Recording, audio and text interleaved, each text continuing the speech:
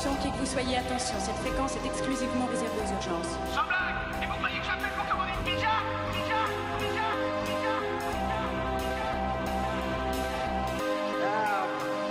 I'm a man. Well, nobody's perfect.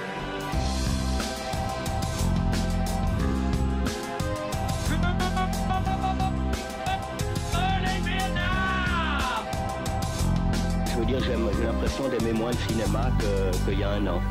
Uniquement parce que j'ai fait un film et que ce film a plu et comme ça, alors je souhaite que mon second déplaise énormément et que ça me donne envie de faire du cinéma de nouveau. D'accord, faisons comme ça. Ravi de t'avoir revu, l'ami. Bonsoir et bienvenue dans Cinémascope. Au programme ce soir de notre 4e émission de la saison, 4 films, donc ça de Andrés Muschietti, donc un film qui fait beaucoup parler de lui. Faute d'amour, donc le film russe qui a eu le prix du jury à Cannes, Dans un recoin de ce monde et Mon garçon avec Guillaume Canet, l'ami de Simon, qui sera présent d'ailleurs avec nous puisqu'il y aura Simon, Nina, Gaël et Marie ce soir. Bonsoir à tous. Bonsoir à tous. Donc il y aura aussi le quiz bien entendu et une carte blanche sur les revivals des licences au cinéma. On passe tout de suite à la partie news. Jingle. Channel 4 News with 5-time Emmy Award-winning anchor Ron Burgundy. Chamkine Sports. Alors comme on le disait, en ce moment les films des années 80 marquent leur grand retour au cinéma et Terminator va bientôt revenir, mais oubliera toutes les suites que le public n'a pas appréciées. Donc puisque James Cameron qui sera à la production cette fois des prochains, donc les prochains seront réalisés par Tim Miller, le réalisateur de Deadpool. James Cameron n'avait pas été impliqué sur les derniers Terminator sur lesquels le public avait dit que c'était, de toute façon il avait eu un peu de succès, mais bon, il avait assez peu de bonnes critiques les derniers, Genesis par exemple. Voilà, ça sera le retour de la saga Terminator avec une volonté, voilà, de donner un peu plus de cachet à cette nouvelle saga et de donner peut-être un nouveau souffle. Je sais pas si Schwarzenegger va être super impliqué dedans cette fois-ci, mais il était dans l'autre, non? Oui, il y était dans l'autre, mais en fait là ils vont utiliser donc les télévisuels qu'ils ont fait de lui il y a quelques années. Mais je trouve ça un peu facile de dire vous avez pas aimé ce film, alors on va faire comme s'il n'existe pas. Imagine tu fais ça sur autre chose, genre La vérité si je mens, il reste plus rien, tu vois. Non mais la technique là que James Cameron a utilisée pour s'excuser, on va dire, c'est qu'il a dit il y aura aucune logique spatio-temporelle, on va dire. Il y a eu tellement de cafouillage sur les derniers. Ouais. Donc c'est ce qu'il dit, on les enlève parce qu'ils sont moins bons. Mais ils devraient faire comme dans X-Men là, quand ils avaient fait l'épisode Days of Future Past, je sais plus, je confonds toujours le mais sens on est des tellement mots. Perdus. Et où ils se sont dit allez hop, on remet tout à zéro à la fin. Mais du coup, est-ce que vous pensez que c'est le retour d'une saga qui est tombée dans les tréfonds parce que c'était vraiment. J'ai l'impression à chaque fois qu'on dit que c'est le retour et finalement c'est pas terrible. Donc mais là tu vois, ils mettent un bon réalisateur, t'as James Cameron à la production. James Cameron d'ailleurs qui commence cette semaine le tournage d'Avatar. Donc je crois qu'il enchaîne les 4 d'ailleurs sur le tournage là. Moi je suis assez confiant. Tu vois, t'aimes bien Tim Miller, toi? Non mais je sais pas, j'ai envie de. En fait j'aime bien James Cameron surtout, donc je suis assez confiant. Bon, je me méfie un petit peu de tout ce qui est suite et tout ce qui est ce genre de truc. Enfin, ma grosse déception dernière avec les suites, c'était Alien Covenant. Ouais. Du coup, avec ça, t'as un peu pas trop d'espoir en ce qui concerne ce genre de truc. C'est vrai, alors qu'il y avait Ridley Scott derrière. Oui. Même si Ridley Scott, bon. Et il y avait un gros xénomorphe sur l'affiche et tout. Attends, il va y avoir bientôt un film en décembre, Ridley Scott avec Mark Wahlberg et Romain Duris. ça peut être que bon. Ah bon? Non. Ouais. C'est quoi? Et Kevin Spacey. Il sort en décembre, là, tout l'argent du monde, je crois qu'il s'appelle. Oh là là. Même le titre. Et Carey Mulligan aussi. Non, Michelle Williams, pardon. Oui, parce que tu les confonds tout le temps. Ouais, non, c'est pas moi qui les confonds d'habitude, mais c'est Jonathan, mais je le remplace ce soir. Un autre qui est en tournage, c'est Martin Scorsese, donc sur le film d'Irishman en ce moment. Donc on a appris aujourd'hui qu'il avait un nouveau projet pour DiCaprio, donc sa nouvelle relation.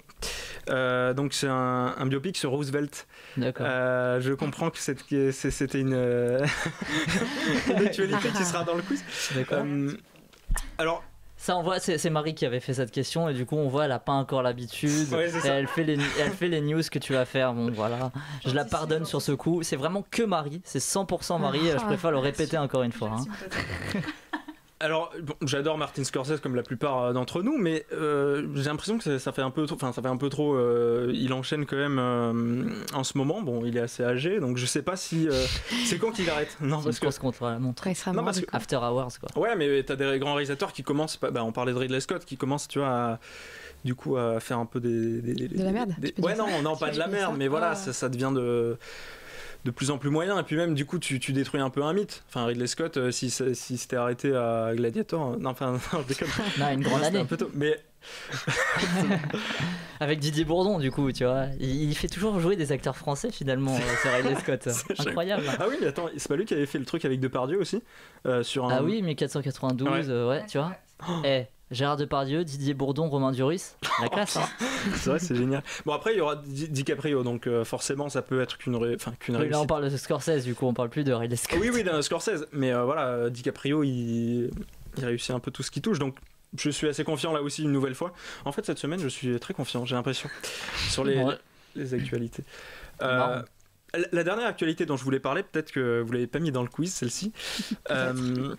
Parce qu'il y a quelques mois, on avait parlé de Gaumont, donc qui s'essayait peut-être à l'international, donc il y avait les branches qui allaient en Amérique surtout, puisque la société française, donc la branche américaine de la société française Gaumont, ils voulaient faire un remake de Dernier Train pour Busan. Ah bon ? À l'époque, ouais. Ah mais ils ont pas eu les droits, j'imagine. Si, normalement, ouais. Tu crois ? Ouais. Mais vas-y, quelle est ta news là ? Non, c'est sur Stephen King. Encore une fois, donc ils vont adapter, ils ont eu les droits pour une nouvelle de Stephen King, ça s'appelle Juste avant le crépuscule. Donc en fait c'est la suite de Juste avant la fin du monde. Mais ça ressemble un peu à ça dans le sens où c'est des ados qui sont confrontés à des forces diaboliques, tu vois, donc c'est aussi dans le Maine parce que bon c'est Stephen King, c'est tout le temps là-bas. Et en fait le réalisateur qu'ils ont choisi pour ça c'est David, enfin pour ça. Non, non, parce que du coup, ça prend sa confusion. Non, je voulais pas en faire du tout. Donc c'est David Sandberg, donc le réalisateur d'Annabelle et de Dans le Noir. Donc bon, enfin c'est assez moyen. Donc Gaumont qui s'essaye à l'international avec un réalisateur qui fait des films d'horreur enfin c'est un peu un yes man du film d'horreur, on va dire. Donc là je suis pas très confiant pour le coup et j'ai peur que pour Gaumont j'ai peur que pour Gaumont, tu vois, ça sera un peu le début de la fin pour l'international, quoi, s'il commence avec ça et que ça devient un four, parce qu'en fait ils l'ont sorti de... Pourtant c'est un succès, hein. De quoi ? Parce que t'as dit s'il commence avec ça. Non mais tu vois, ils ont sorti Sandberg de la Warner, parce que Annabelle est dans le noir, c'était la Warner, donc ils ont mis ils étaient contents, la Warner, ça se trouve, de s'en débarrasser. Mais du coup ils mettaient un gros budget, tu vois, enfin je sais pas, j'ai assez peur pour comme c'est une société française, voilà. Mais ça trouvera son public forcément. Oui forcément, mais un truc des années 80 avec une bande de petits jeunes à vélo sûrement. Stranger Things et tout ça, on est à fond là-dedans, hein. Est-ce qu'on n'aurait pas... Je vois pas de quoi tu parles. Pas du tout. Tu parles pas d'un revival. Non, ouais, c'est ça. On est à fond dans ça. On va faire non, j'arrête. On va faire notre première pause musicale avec le Club des Losers, La Chute.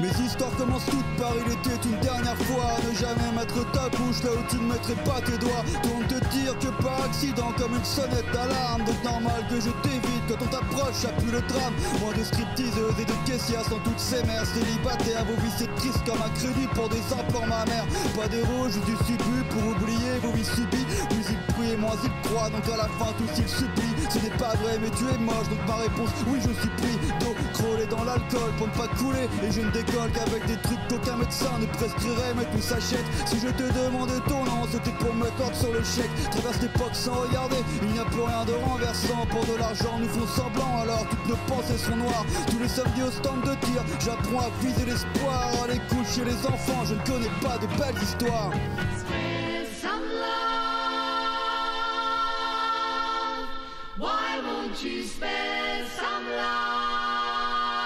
Je me suis jeté par la porte et j'ai marché en attendant ma chute au golf. Pour quelques-uns, pour tous les autres ce sera la lutte. Compte tes points, je compte tes pains, t'espères bien l'avoir à quatre pattes. Ne m'inquiète pas, je ferai tout pour ne pas entendre, ne me quitte pas. Elle est jolie mais pas fut-fut, quand elle me parle je dis chut-chut. Dis-toi que tes lèvres sont amoureuses, essaie de ne pas les séparer. Sur terre tant de choses sont brisées que nous ne pourrons pas réparer. Dans un bunker j'ai mis mon cœur et des cartouches, on ne sait jamais. Dossier de vidéo porno, la seule icône que je vénère. Toutes ces filles ont des parents, je sais j'y pense. En éjaculant si tout le monde va au ciel, pas étonnant qu'il fasse si moche. Tête baissée sous la pluie, j'avance les deux mains dans les poches. Jusqu'au métro, tant de gens puent, la fin est proche, ça se bouscule. Je sais quel jour on est en regardant sur leur pilule. J'aurais pu faire 4 ou 5 gosses pour bien achever l'humanité, mais je jouis sur leur visage, je suis venu pour vous sauver.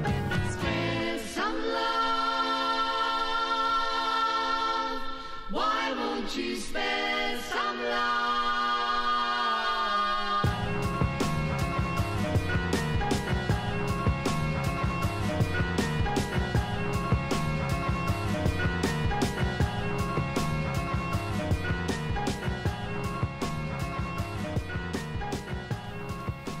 Le groupe de rap de Fouzati sur le très bon album La fin de l'espèce, rappeur masqué obnubilé par les films d'horreur. Il a fait ses débuts avec la mixtape intitulée L'antre de la folie, comme le film de Carpenter. Et le nom de son groupe, Club des Losers, est tiré du livre Ça de Stephen King. Et cette semaine, il y avait ça dans les salles obscures. On écoute tout de suite la bande-annonce.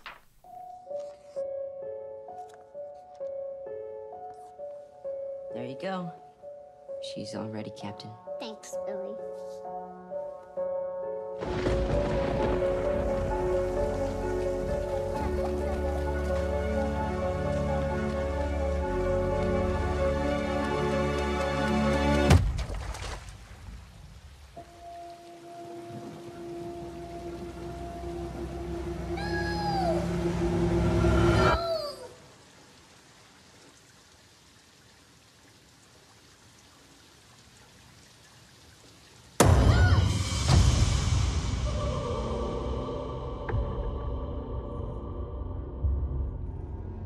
Derry's not like any town I've ever been in before.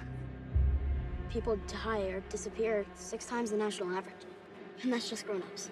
Kids are worse. Way worse. We all float down here. I saw something. There was this... A clown. Yeah, I saw him too. Look. It's all connected by the sewers. That's where it lives.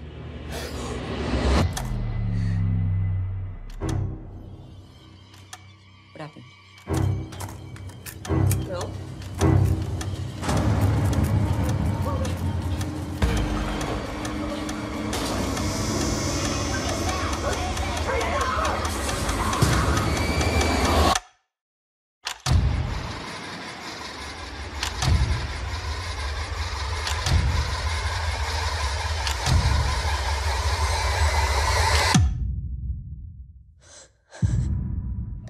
If you'll come with me, you'll float too. You'll float too. You'll float too. You'll float too. You'll float too.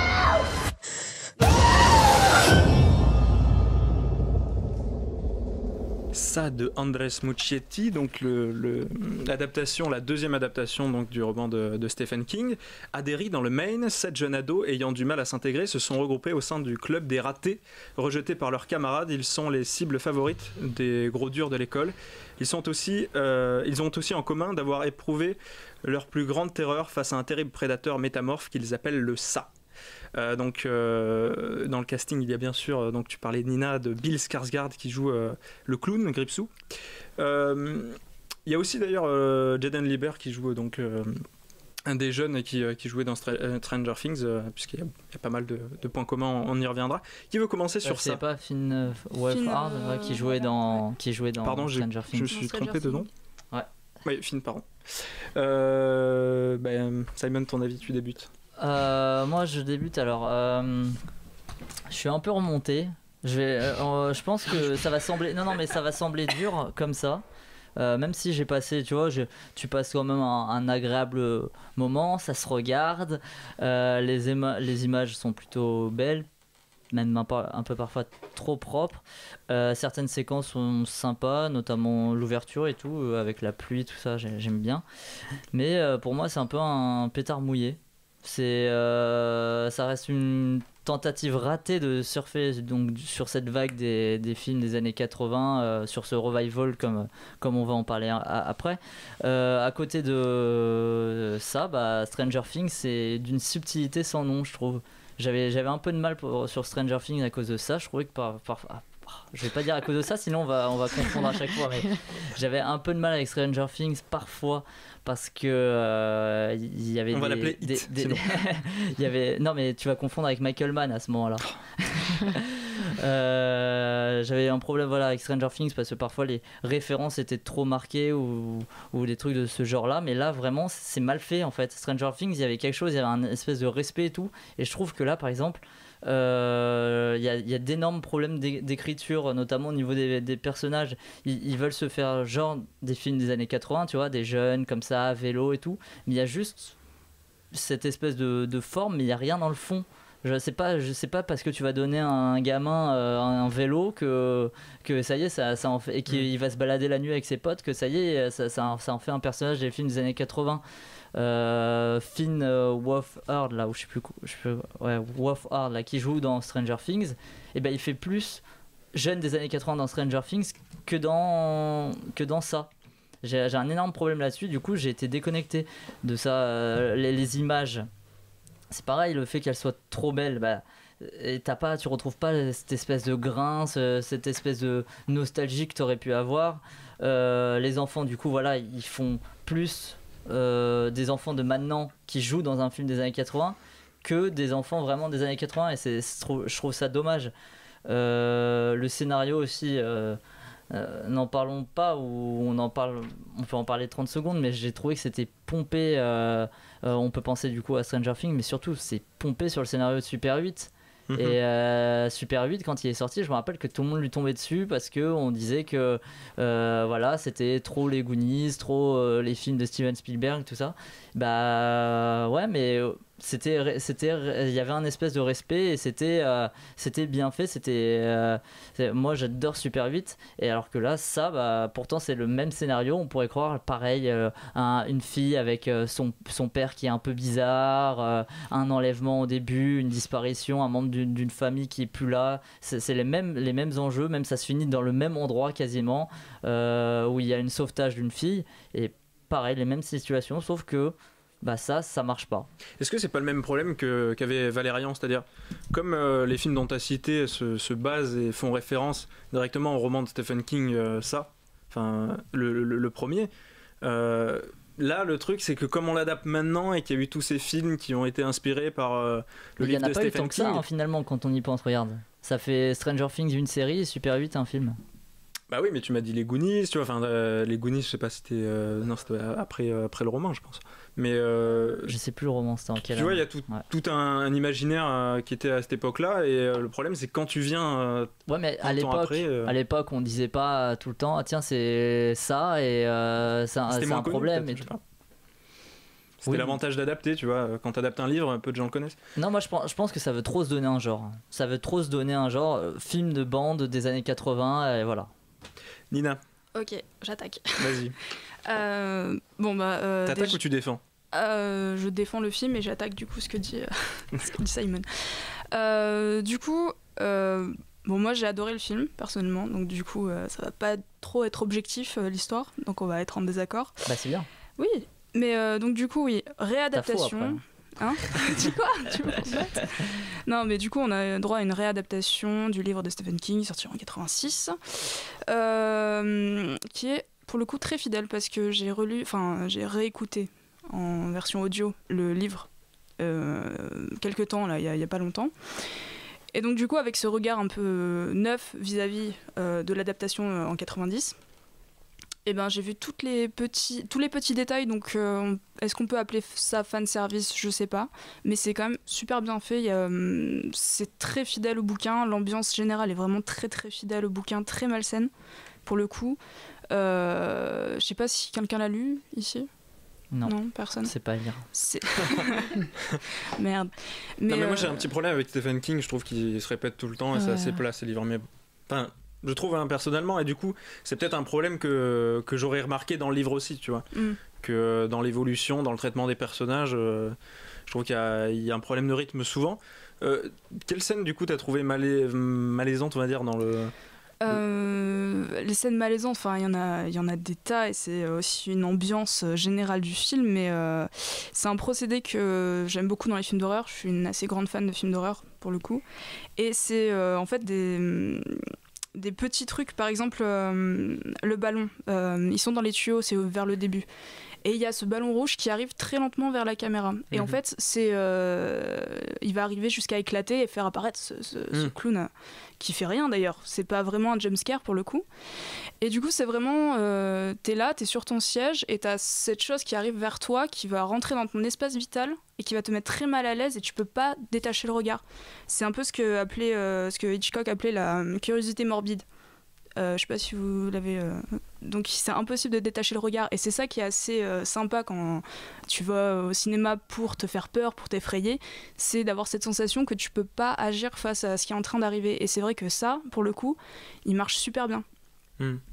Arrêtez avec vos blagues de merde là. Non mais c'est pas mal l'obstruction d'écran, donc avec le ballon, ça met un écran entre toi et l'écran. Tu sais qu'il va se passer quelque chose, voilà, tu peux pas en sortir. Ouais. Et c'est d'accord, ça je trouve que c'est vraiment assez rare dans les films d'horreur aujourd'hui.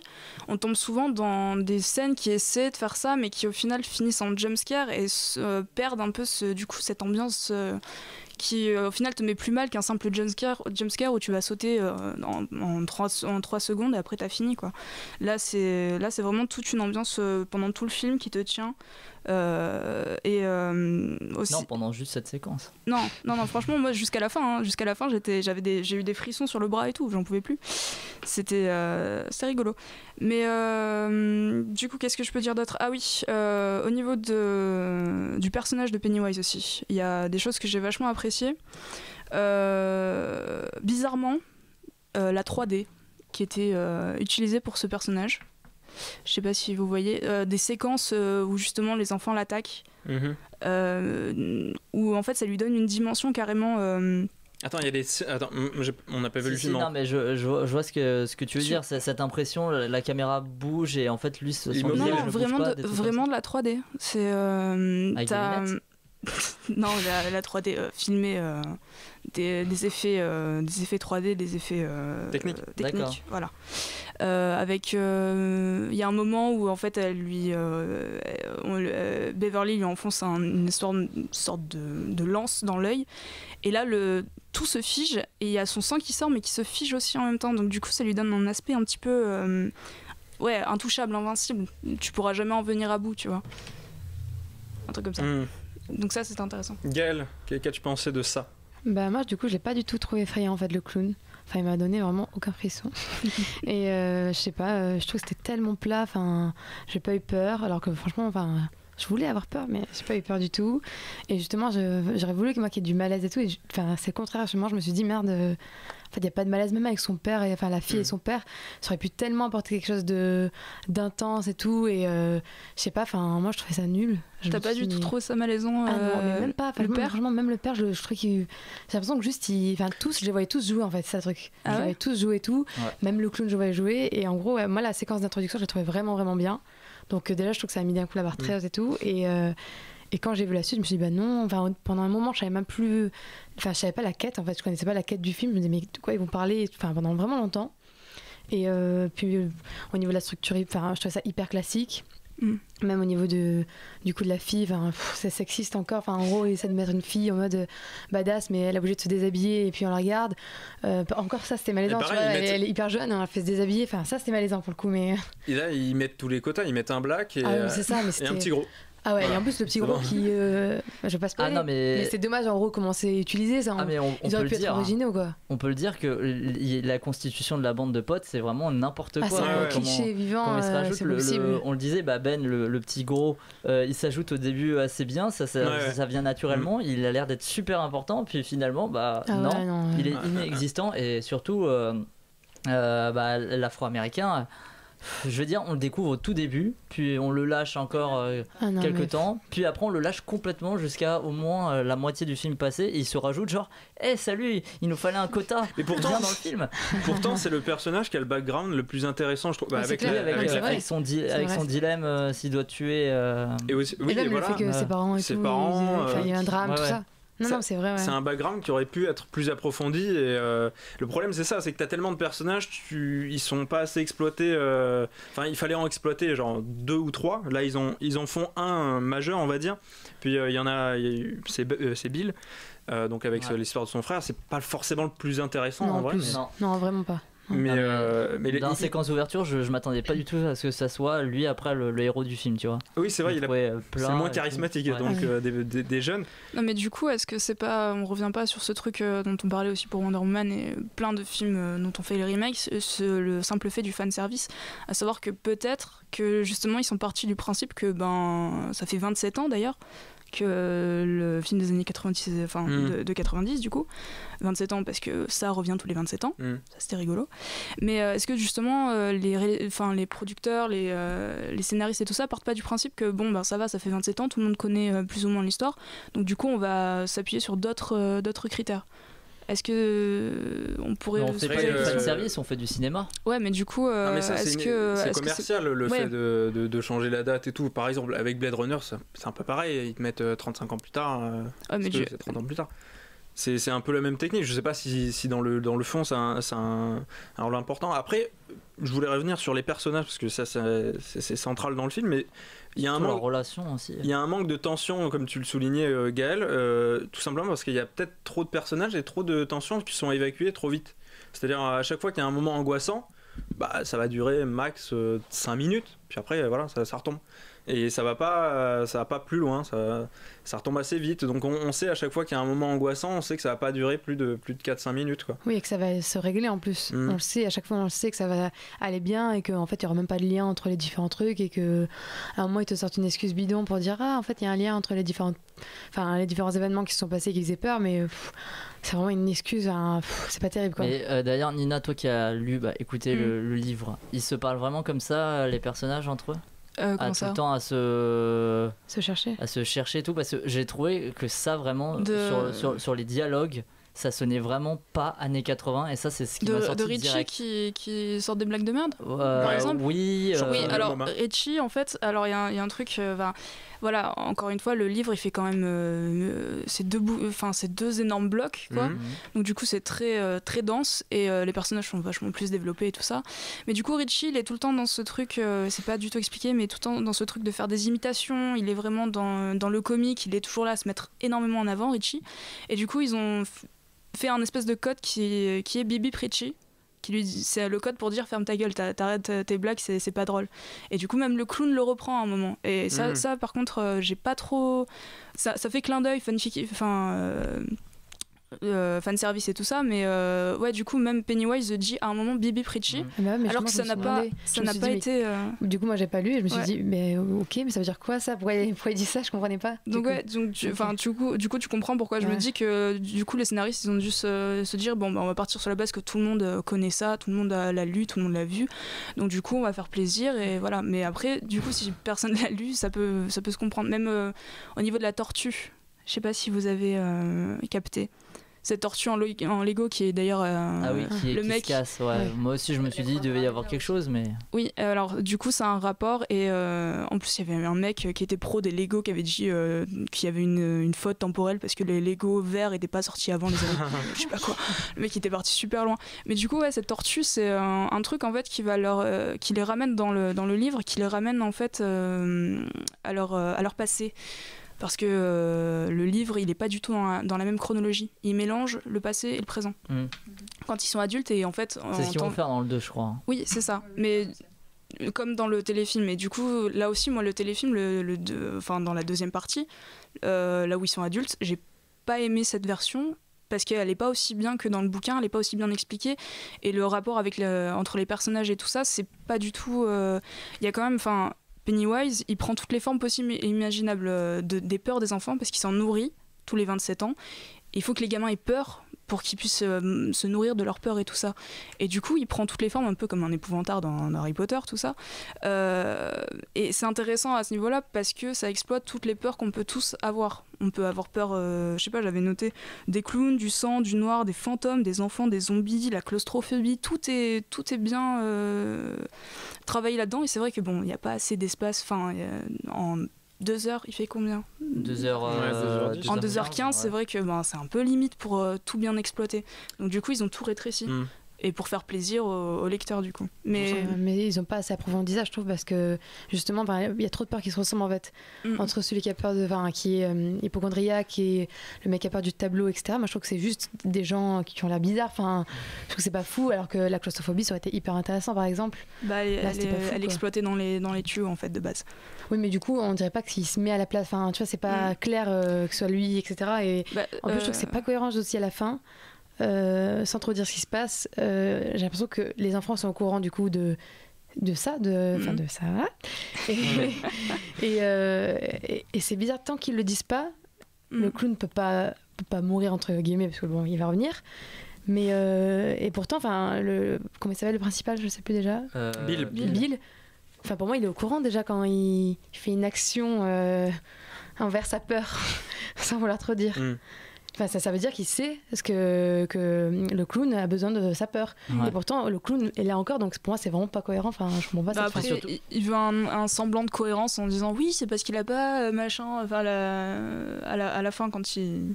Ouais, c'est vrai que c'est dur de. Merde, mon argument. Ouais, c'est vrai qu'il le justifie un peu à la fin, comme pourquoi est-ce qu'il a compris. Oui, parce qu'en gros, le clown persiste, alors que pour moi, dès qu'il a fait son action avec sa peur, ça veut dire qu'il a compris que là, déjà, ça devrait être fini. Enfin, je sais pas, je trouve ça bizarre, mais bon. Oui, parce que les adultes, eux, ne voient pas tout ce que les enfants voient. Non, c'est que les enfants. Donc du coup, pour la salle de bain aussi, c'est pareil. Le père, il voit que dalle. Ça, c'est expliqué beaucoup mieux dans le bouquin, du coup. Parce que, en plus, il va voir sa fille, il lui dit mais qu'est-ce qui t'arrive, t'as vu une araignée? Et elle fait oui, c'est vrai, j'ai vu une araignée. Et du coup, elle prend sur elle dans le bouquin parce que voilà, son père, avec sa relation super chelou, il croit qu'elle a eu peur d'une araignée dans le lavabo, alors qu'elle est recouverte de sang vraiment. Voilà. Non, mais moi j'ai un petit problème avec la fin, avec cette logique de si tu vains ta peur, si tu sais que c'est une peur, hein, parce que le truc c'est que la base de la peur, c'est que c'est pas raisonné. Enfin, si tu sais que t'as peur d'une araignée, c'est pas si tu te dis j'ai peur des araignées, t'auras plus peur des araignées. Ça. Sinon, ça serait simple.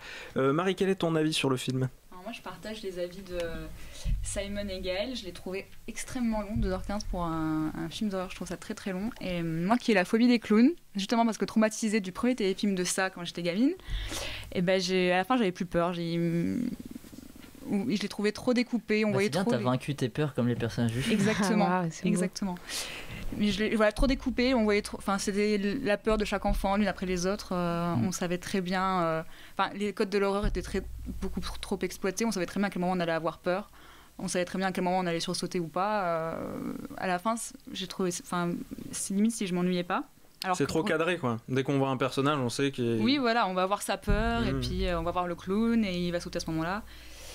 Et voilà, du coup, oui, à la fin, je m'ennuyais un petit peu. Et même si, oui, comme tu disais, Simon, l'image est très belle, même parfois trop. Puis ils ont fait exprès de mettre le film dans les années 80 pour jouer sur cette esthétique des années 80, notamment Stranger Things. Et d'ailleurs, les réalisateurs de la série Stranger Things, à la base, voulaient faire une adaptation de ça. Ils ont été refoulés par la Warner.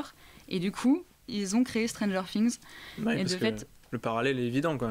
Ah oui, tout à fait, mais de fait, je trouve que les années 80 sont beaucoup mieux exploitées dans Stranger Things que dans ce film-là. Il y a beaucoup trop de références. Peut-être le souci, c'est que ça fait plus série. Enfin, si tu me dis que Nina, que c'est des gros bouquins et que les personnages sont très fournis, et si tu veux exploiter tous ces côtés-là, faut faire une série, quoi.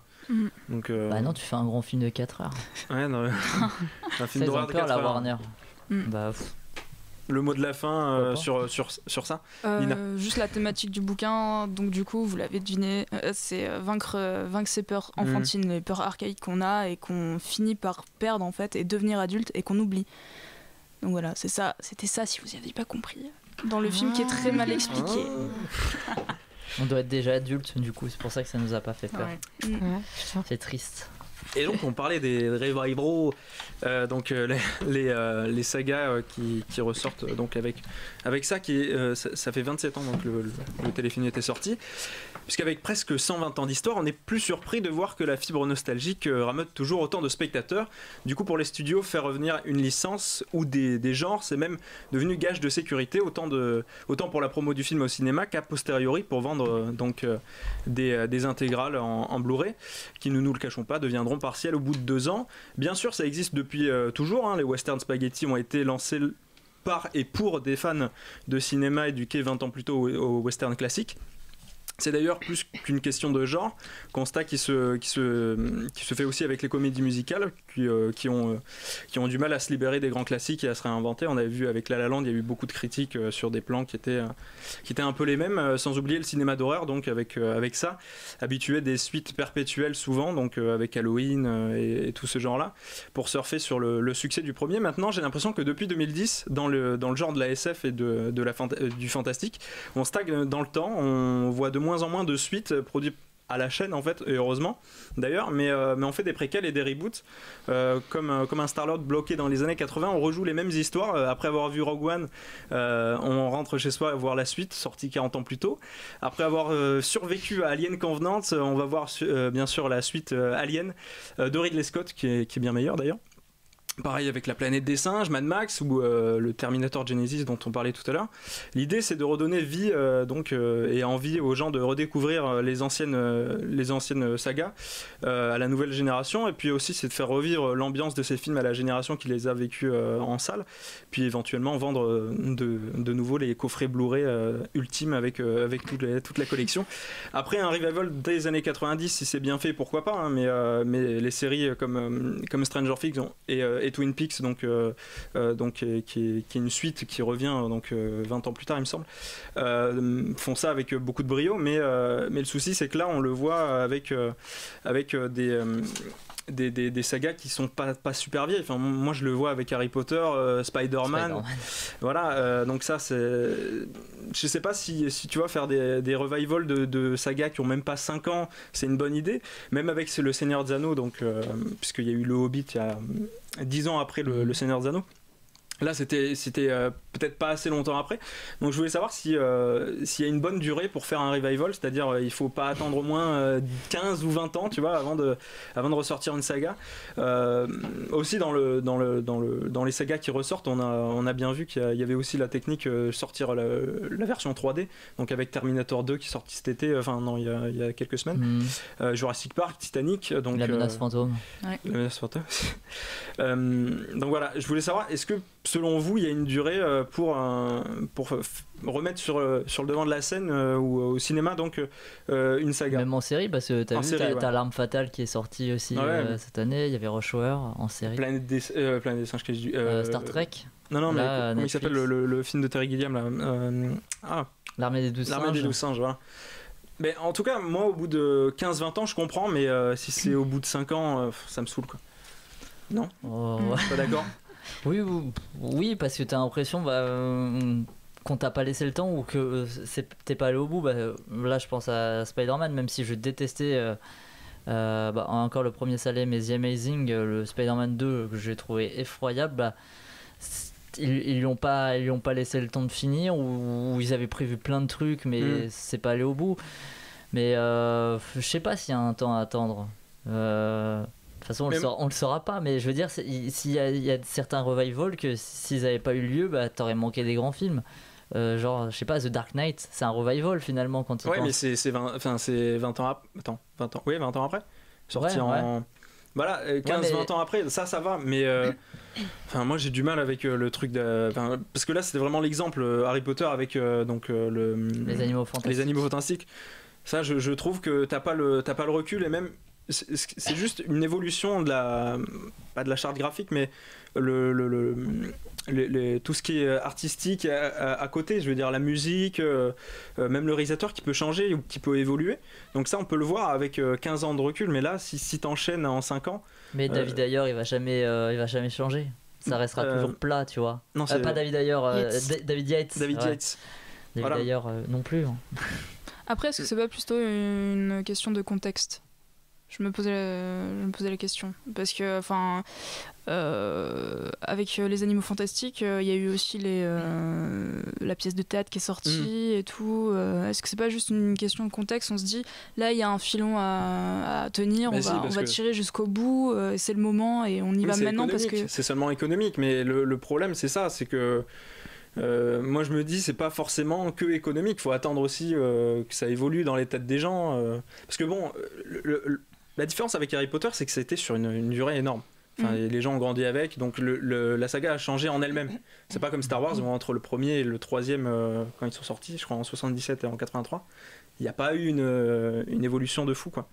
Mais là je trouve que ça s'enchaîne trop vite et pour d'autres sagas Moi je trouve ce qui est dommage surtout c'est que quand on fait ce genre de film c'est au détriment de films à idées neuves ou à, ouais, surtout. Je veux dire, tu parlais de la science-fiction au tout début. On a eu de la chance, on a quand même eu par exemple Interstellar, des trucs comme ça, et c'était des idées, il n'y avait rien avant, même je pense à Oblivion aussi, un film que tout le monde a oublié, du coup le titre marche bien vu que Oblivion veut dire l'oubli.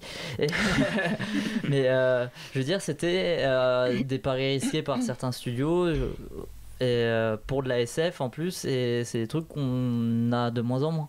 Et c'est dommage, parce que c'est au détriment d'une énième suite ou d'un revival. Moi en plus, j'ai rien contre ça, hein. J'ai toujours adoré les suites, me dire yes, je vais avoir la suite de l'aventure et tout, mais quand c'est nul, hein. Mais c'est comme pour les comics aussi, ils font ça, tu vois, ils recommencent enfin ils font des reboots, parce que le numéro 1 marche toujours mieux que le numéro 3 ou 6, tu vois. Parce que si t'as pas vu les premiers, t'es foutu. Du coup, ce qu'ils font maintenant, c'est pas toujours le cas. Hein. Souvent, c'est l'épisode 2 ou 3 qui va mieux marcher parce que il y a les gens qui ont vu l'épisode 1 plus les gens qui l'ont vu entre ou qui se disent ah maintenant ça va être on connaît, c'est rentré. Je pense par exemple à Moi Moche et Méchant, tu vois. Je sais pas pourquoi, mais je pense à celui-là. Mais Moi Moche et Méchant 2, ça a été un succès incroyable. Je crois que c'est parmi les 20 plus gros succès de l'histoire du cinéma, et alors que le 1 n'avait pas fait autant Moi Moche et Méchant, c'est parmi les 20 plus gros succès du bah malheureusement. Non. Ah ouais, ça a fait plus de 1 milliard de dollars de recettes, ça c'est clair. Hein. Merde. Ouais, merde. Je pense qu'on peut arrêter la carte blanche sur Moi Moche et Méchant. C'est ça. Un avis donc sur les reboots. Moi je pense que c'est juste une question de talent en fait, faut pas se poser de question. Si c'est bien fait, bah... Enfin, c'est cool, même si c'est moins de 5 ans, ou enfin, ça dépend pas d'une date, je pense, et si c'est mal fait, bah du coup, ça peut être 30 ans plus tard même, on n'aura pas envie de le voir, quoi. Enfin, moi, Terminator, là, j'ai pas du tout envie de voir, mais après, ça dépend. Même parce que le Genesis sorti il y a pas longtemps et que tout le monde a dit que c'était nul, quoi, tu vois. Oui, mais même, je sais pas, après, en série, en plus, je trouve ça différent aussi, parce que c'est peut-être plus intéressant, je trouve, de ressortir en série, il y a plus de choses à changer, etc. Surtout alors si c'était un film avant, remake, c'est que tu vas faire automatiquement les choses différemment. C'est ça, alors que si c'est vraiment un film pour un autre film, et voir des mêmes gens, non, là ça donne pas envie. C'est sûr que Spider-Man. Oui, Fargo par exemple avait bien marché là-dessus, dans le sens où j'ai pas vu la série, mais apparemment elle est très bien, quoi. Ouais, mais dans le cas contraire, regarde Star Trek. Ils ont joué du remake, du côté remake, en faisant jouer les parallèles sur le temps, en faisant jouer celui qui faisait Leonard Nimoy, qui faisait Spock avant, tu vois. C'était intéressant aussi.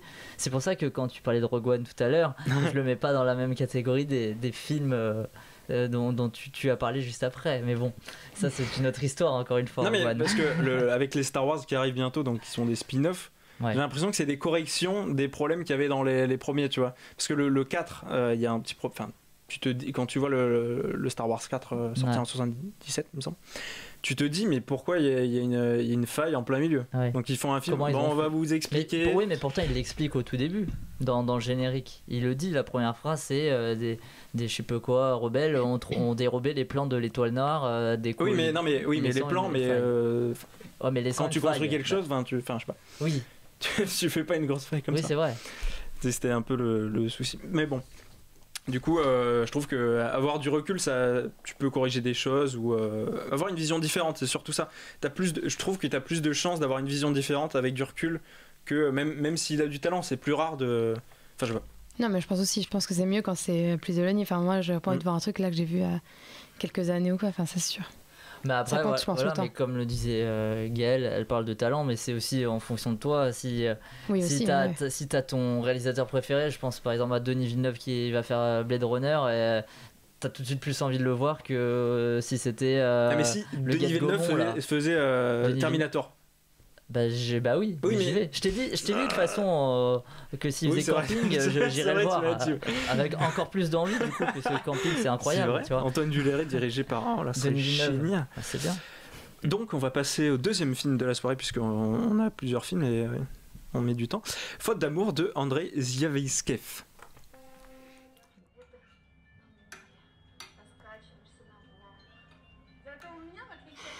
Я больше не хочу.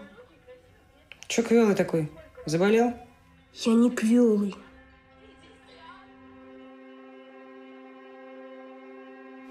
Отдыхаем. Тебе-то что? Ничего. Это квартиру смотреть. Вещи прибери свои. Вы что, продаете? Разводимся. Уёбал уже отсюда, нахуй! Что ты здесь трёшься? Ведь всё уже, всё! Да я такое же право имею, как ты! Да имеешь, свое так и так получишь! Езжай уже, сколько можно!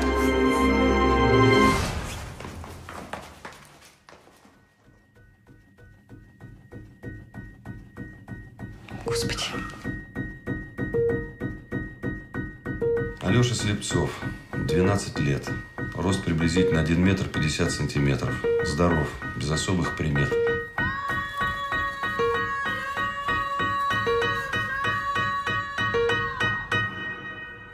Не отстаем! Мне кажется, я совершил какую-то непоправимую ошибку. Нельзя жить.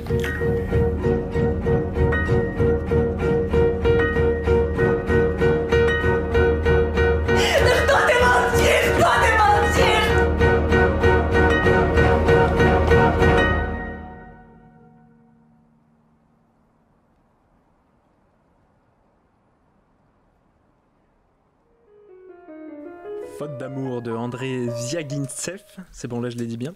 Je l'ai bien dit, pardon. Prix du jury au Festival de Cannes en 2017. Donc Boris et Genia sont en train de divorcer. Ils se disputent sans cesse et enchaînent les visites dans leur appartement en vue de le vendre. Ils préparent déjà leur avenir respectif. Boris est en couple avec une jeune femme enceinte et Genia fréquente un homme aisé qui est prêt à l'épouser.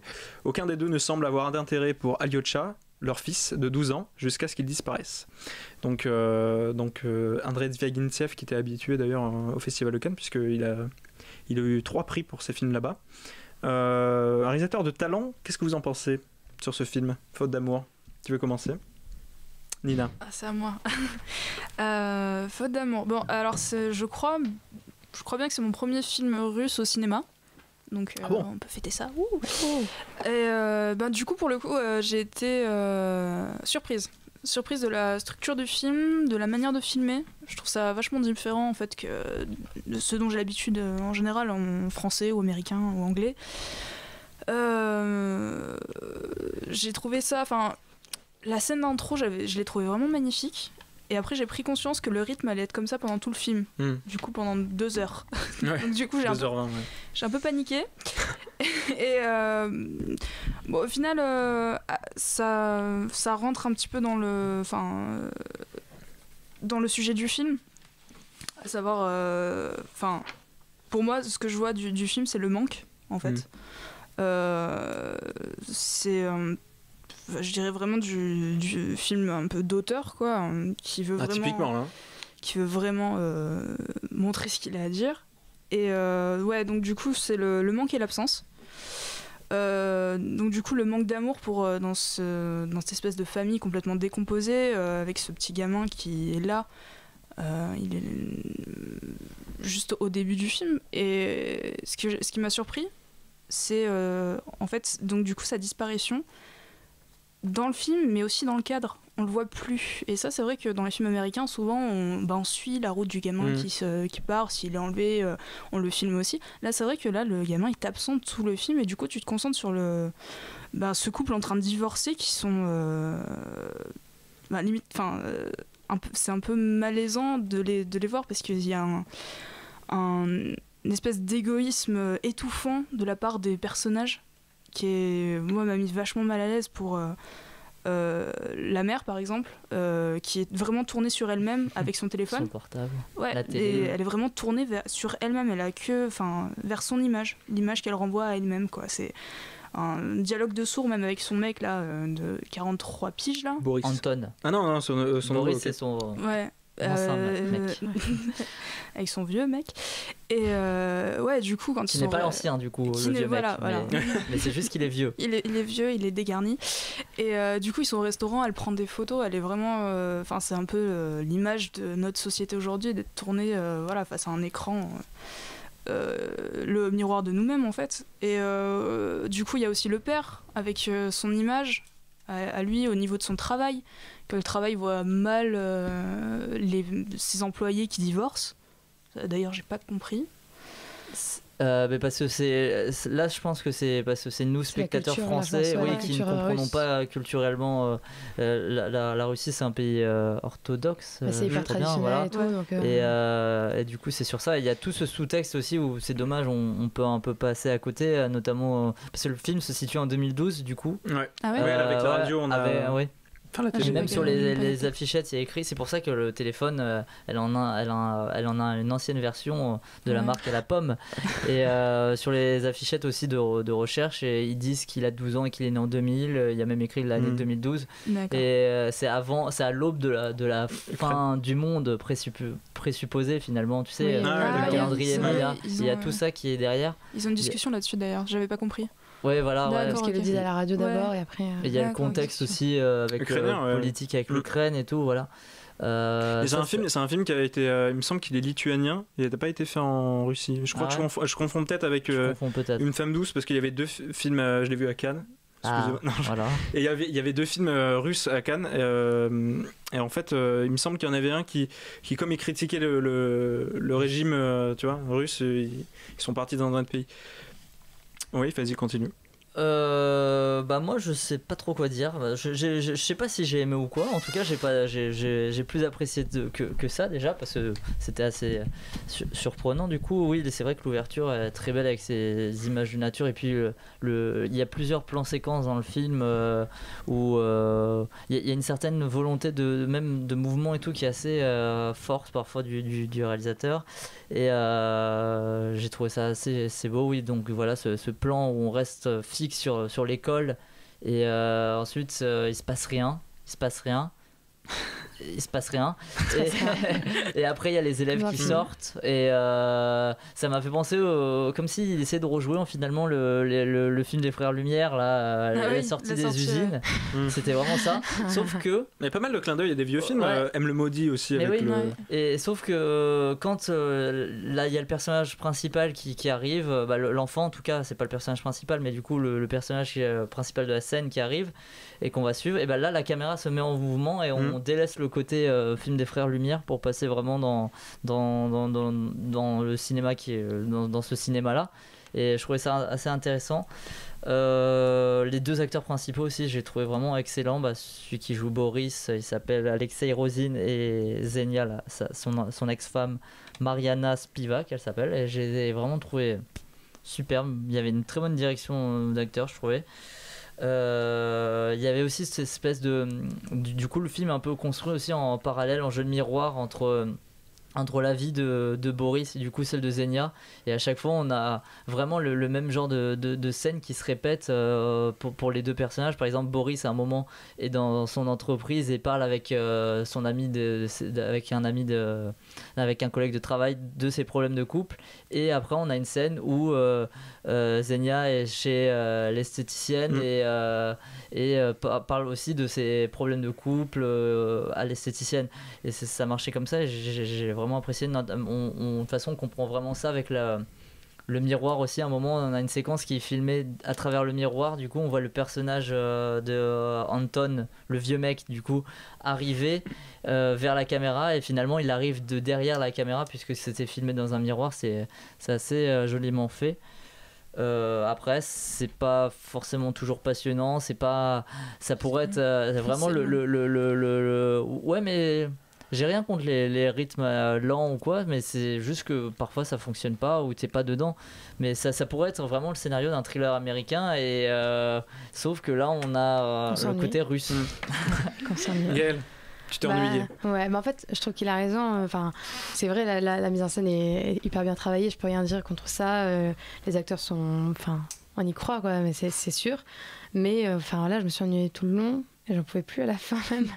Mais je sais pas, je trouve que c'était assez plat au niveau du sentiment, en tout cas, à part un peu l'oppression. Mais au final, t'as pas envie de le garder tout le long, le sentiment d'oppression. Donc après, je sais pas, je trouve ça assez mou pour le sentiment des parents. Et la seule progression possible, du coup, c'était avec la femme, je trouve. Enfin, même si le mari aussi, mais la femme, c'était un peu plus clair.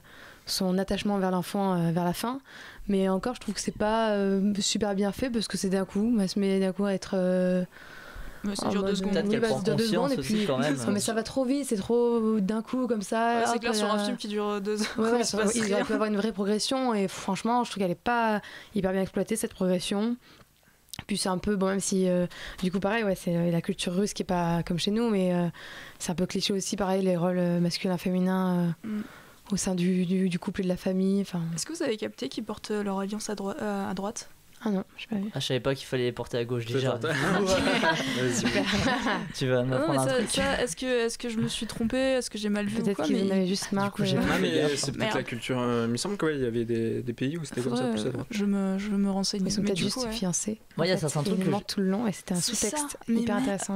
Mais il y a certains trucs qui sont assez bizarres, notamment les errances que le réalisateur fait parfois, où on a, notamment dans la scène du restaurant, où au tout début, t'as un plan, t'as une femme qui parle vraiment à la caméra, et t'as un mec qui lui demande son numéro, elle lui donne le numéro, et juste après dans cette séquence, à un moment, il s'intéresse à des filles qui font un selfie comme ça, et on n'a aucune raison du pourquoi, du comment. Mais je pense que c'est un peu pour montrer les films miroirs aussi de la fille, c'est-à-dire qu'en gros la fille elle donne son numéro, mais après elle va voir un mec, donc c'est un peu ah bon ok, c'est un peu une salope, et après les filles elles prennent des selfies, elles sont seules mais elles sont superficielles, et ça montre un peu tout le monde est comme la femme, quoi. Je pense que ça dépend un peu ça veut dépeindre un petit peu la nouvelle génération avec les technologies et tout ça. Je pense que c'est un rapport, enfin moi je l'ai vu comme ça. Une Russie libérée. Oui, un peu ce que fait Gus Van Sant dans Elephant, avec les plans dans le resto U là, tu sais, ou enfin dans le lycée, je veux dire. Oui, mais avec les filles, les filles qui se parlent, voilà, machin, c'est pas super important dans mais elles sont importantes dans le film. Là, c'est vraiment un personnage que on voit là, et juste à un moment elle passe dans le champ, je crois, quand ils sont au restaurant, mais c'est tout, quoi. Alors que les autres dans Gus Van Sant, dans Elephant, elles sont très importantes pour le film. Elles font partie de ces lycéennes. Oui, enfin pas tant que ça, vu que c'est un film un peu choral. Bah oui, mais là vraiment c'est pas un personnage. Non, film, bien sûr, quoi. un peu moins, oui. Elle s'appelle Sophia, par contre, ça je me rappelle. C'est vrai. Okay. Son numéro c'est quoi? 888, et après je me rappelle plus parce que j'ai essayé de le noter pendant le film parce que ça m'intéressait en vrai. Moi j'ai beaucoup d'admiration pour ce cinéaste. J'avais vu Léviathan, donc pour lequel il avait eu le prix du scénario à Cannes aussi, et je trouve que c'est un mec qui a énormément de finesse dans sa façon de réaliser, de mettre en abîme aussi, parce qu'il y a beaucoup de mise en abîme du scénario, dans le sens où nous-mêmes on se demande est-ce qu'on est coupable de ne pas avoir retenu ce personnage, cet enfant, puisqu'on va plus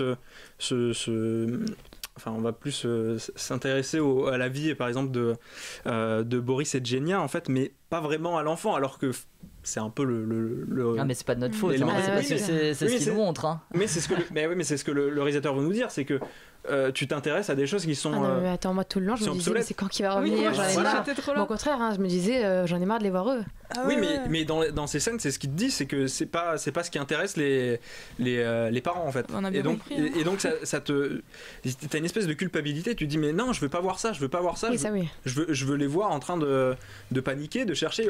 On les voit quelquefois, enfin on voit des gens chercher donc le gamin, mais c'est très très minime dans tout le film, qui fait 2h30. Donc 2h. Toi t'as eu la director's cut. Non, je confondis. Ben, bref, tu confonds vraiment avec Faute d'amour, avec l'autre film qui fait 2h30, oui, par contre. Mais donc voilà, j'avais énormément de culpabilité à la sortie de la séance. Je me suis dit mais on m'a pas montré ce que je voulais voir, en fait. Et ça, je trouve que c'est assez fort et assez bien fait de la part du cinéaste russe. Donc une réussite pour moi. Mais voilà. Non, mais c'est sympathique comme film. Hein. Non, mais c'est sympathique. Non, mais vraiment. Voilà. Oui, ouais. C'est un bon film en fait. Moi, je pense que je vais vite oublier, mais. Oui. Ouais, je le reverrai pas. Quoi. Ouais, non, moi, non, bien sûr. Tu vois, c'est un peu dans le même genre que Harmonium dont on avait parlé en début d'année. Ah oui, j'avais adoré ça. Bah, moi, j'avais beaucoup aimé, mais finalement, ça s'oublie vite quand même. Voilà. Non, Harmonium, mais Harmonium c'était mieux. Hein. Ouais, c'était mais bien, dans le même genre, la lenteur et tout. Et le fait, voilà, la Russie, le Japon, tu vois, c'est pas loin, c'est l'Asie quoi. Allez. Non mais dans Harmonium c'était plus explicite, là c'est sous-jacent, tu te dis c'est un film fort mais qui a pas peu de moments forts, enfin qui vont te marquer. Il n'y a pas de scène forcément qui te viennent en tête quand tu te dis faute d'amour. Mais t'as vu, on n'a vraiment pas envie de parler des films auxquels on parle depuis tout à l'heure, puisque à chaque fois on parle de Rogue One, on parle de Elephant, on parle de Harmonium. Vraiment, ce soir c'est. Bah, c'est tout le temps comme ça. On va parler d'un film que t'as pas vu, donc de toute façon. Dans un recoin de ce monde, donc de Sunako Katabushi. Bande annonce.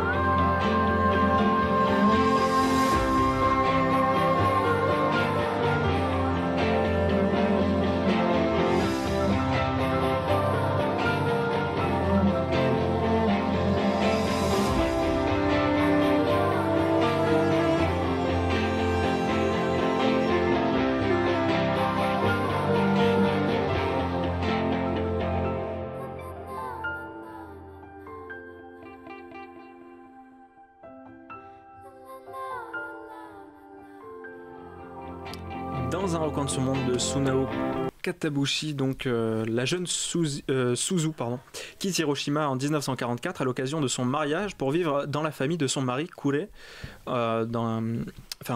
à Akure, un port militaire. La guerre rend le quotidien de plus en plus difficile. Malgré cela, la jeune femme cultive la joie et l'art de vivre. Mais en 1945, un bombardement va éprouver son courage. Donc c'est un film qui était en compétition au Festival d'Annecy, donc c'est un film d'animation bien sûr. D'ailleurs c'est un film qui a été financé en partie en crowdfunding, donc c'est assez rare pour un film en Asie. Je crois que c'était un premier au Japon, un film d'animation comme ça. Il a reçu 290 millions de dollars. Non, 290 000 $. Pardon, ouais, ça fait beaucoup. Nina, qu'as-tu pensé de ce film ? Déjà, moi, je suis allée le voir avec un préjugé. J'ai lu le synopsis et j'ai tout de suite pensé Le Tombeau des Lucioles. Donc du coup, on y pense pendant tout le film. Oui, c'est pas terrible comme film, donc ça va. Quoi ? Tu vas s'en prendre une. Oh là là. Attends, donnez-moi un truc que je lui jette. Moi aussi, je suis d'accord. Non, c'est précieux. Du coup, avec ce préjugé, je me demandais quelle ambiance j'allais avoir face à ce sujet-là qui est assez lourd et tout ça. Et du coup, dès l'ouverture, j'ai senti que je m'étais complètement trompée et que c'était délicat et sensible, en fait. Et pendant tout le film, d'ailleurs, j'ai eu vraiment cette sensation de délicatesse et de sensibilité, avec seulement vers la fin ce parallèle avec la guerre. qui en fait est pas aussi présente que la joie et la bonne humeur et l'amour de la vie de ce personnage qui est Suzu, auquel je me réfère beaucoup parce que je la trouve absolument géniale. Et j'aime beaucoup sa manière de voir les choses, comme elle dessine, elle peint, elle voit le monde vraiment de sa manière à elle. Et du coup, donc elle doit se marier avec, je sais plus son nom, par contre je l'ai pas noté. Oui. Désolé. Bon, bref. Donc avec son mari, qui donc elle est d'Hiroshima de base, et du coup elle déménage à Kure. Je le ferai pas avec l'accent. Kure. Et donc elle déménage, et c'est pas vraiment un mariage forcé, mais on sent que c'est un mariage dans les traditions, c'est que ça se fait, c'est comme ça que ça doit se faire, et comme on lui a demandé sa main, elle doit accepter. Donc du coup, moi j'ai vu ce personnage un petit peu comme une petite boule d'énergie qui connaît pas trop le monde qui l'entoure et qui fait comme si on doit le faire, mais avec énormément de maladresse, ce qui la rend attachante au final. Et avec son regard un peu rêveur et une petite candeur, comme elle dessine avec les lapins, tout ça, c'est vraiment mignon.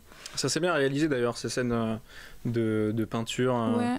Ça sort un peu de l'animation classique qu'il y a dans le film, même si, tu vois, on fait le parallèle donc, avec le tombeau des Lucioles d'Isao Takahata, mais dans le style, en tout cas graphique, c'est beaucoup plus détaillé en tout cas. Ouais, moi j'avais l'impression de voir une aquarelle limite, avec juste la seule animation qu'il y avait, c'était les personnages. Tu vois, j'avais vraiment l'impression de voir un tableau. C'est ça qui était chouette. Même quand elle dessine elle-même, son tableau, on voit vraiment les traits du pinceau quand elle le fait. Ça fait vraiment aquarelle, dans le j'avais beaucoup aimé, je sais. Et ouais, du coup, ça a donné naissance à une scène que j'ai trouvée absolument magnifique. Une scène où il y a les bombardements, où elle voit les avions qui bombardent, enfin les bombes explosent en l'air, et que elle, la seule chose qu'elle dit, c'est si seulement j'avais de la peinture, parce qu'elle les voit en couleur. Et ouais, je trouve sa vision, alors que il y a un bombardement, sa vie est menacée. Elle a cette candeur qui fait oh mais c'est joli. Ouais. Là, c'est vrai que c'est un aspect assez différent des autres films, mais même parce que les films de Miyazaki aussi ont ce propos de guerre, puisque ça a marqué toute l'animation, enfin tout le Japon de toute façon, et ça se ressent dans l'animation japonaise de Ghibli et d'autres films. Là, tu vois, j'ai trouvé que c'était un regard un peu différent, même si ils ont eu le recul, puisque ils sont, Miyazaki, même s'il est né dans les années 40, il a fait ses films quelques années plus tard et tout ça. Là, il y a un recul assez différent, et il y a une espèce de candeur vis-à-vis, comme tu le dis, vis-à-vis de la guerre, dans le sens où ils vont pas être non plus négatifs avec ces personnages qui au final ont pas de haine envers l'ennemi, en fait, tu vois. C'est pas une haine de l'ennemi, c'est plutôt une incompréhension. On te dit mais qu'est-ce qu'on a fait, pourquoi ça arrive, et dans il y a des scènes qui sont absolument super tristes, et tu dirais dans un film dans Le tombeau des Lucioles, s'il y avait la scène de la bombe par exemple, où elle se balade, cette scène par exemple aurait pu être larmoyante, mais pendant une dizaine de minutes. Là non, c'est traité, t'as l'impression d'être un peu j'ai eu beaucoup de culpabilité cette semaine, mais non, mais t'as l'impression, tu te dis mais pourquoi on n'est pas triste, pourquoi elle est pas triste alors qu'il lui est arrivé un truc complètement horrible. Mais tu te dis non, elle a un regard assez positif, et c'est assez apeurant, et on voit progressivement cette guerre arriver, parce qu'il y a les dates à chaque fois, et au début ça commence dans les années 30 pardon, et tu te dis je sais pas sur quelle durée va se finir le film, donc moi j'avais pas vu la bande-annonce et tout avant, donc je me suis dit ça va peut-être, je sais pas à quel point ça va s'arrêter, mais tu dis ça commence dans les années 30, c'est au Japon, ça va forcément parler de la guerre, tu vois. Et finalement ça en parle d'une façon assez surprenante. C'est ça. Mais surtout ça arrive loin dans le film, je veux dire tout le passage avec vraiment les traditions, toute sa famille, c'est un manuel vraiment de tradition japonaise, hein. Et franchement la guerre c'est vraiment mais même pour eux c'est mis de côté, c'est là, mais même ils l'entendent à la radio, ils entendent les alarmes aériennes et tout ça, et ils sont préparés, je pense que c'est après complètement une autre culture, ils sont vraiment droit dans leurs bottes et ils font ce qu'ils ont à faire, et donc du coup c'est assez impressionnant en tant qu'occidentaux de voir ça, Enfin, moi, c'est vrai que la culture japonaise et tout ça, moi, ça me passionne assez. Et autre chose qui m'a vraiment plu, c'est de voir les personnages féminins et la force des personnages féminins. Encore comme dans les Miyazaki où les femmes sont vraiment sont fortes et sensibles et fortes à la fois. Là, les hommes sont, comme en plus c'est un port militaire, du coup les hommes sont absents ou les 3/4 du temps absents quand ils partent au travail, ou alors ils sont vraiment pas là dans les familles. Et c'est les femmes qui se tapent tout le boulot et qui sont... Enfin, je vois pas de femmes au foyer, moi je vois des femmes fortes qui sont devenues du coup les chefs de famille et qui prennent soin...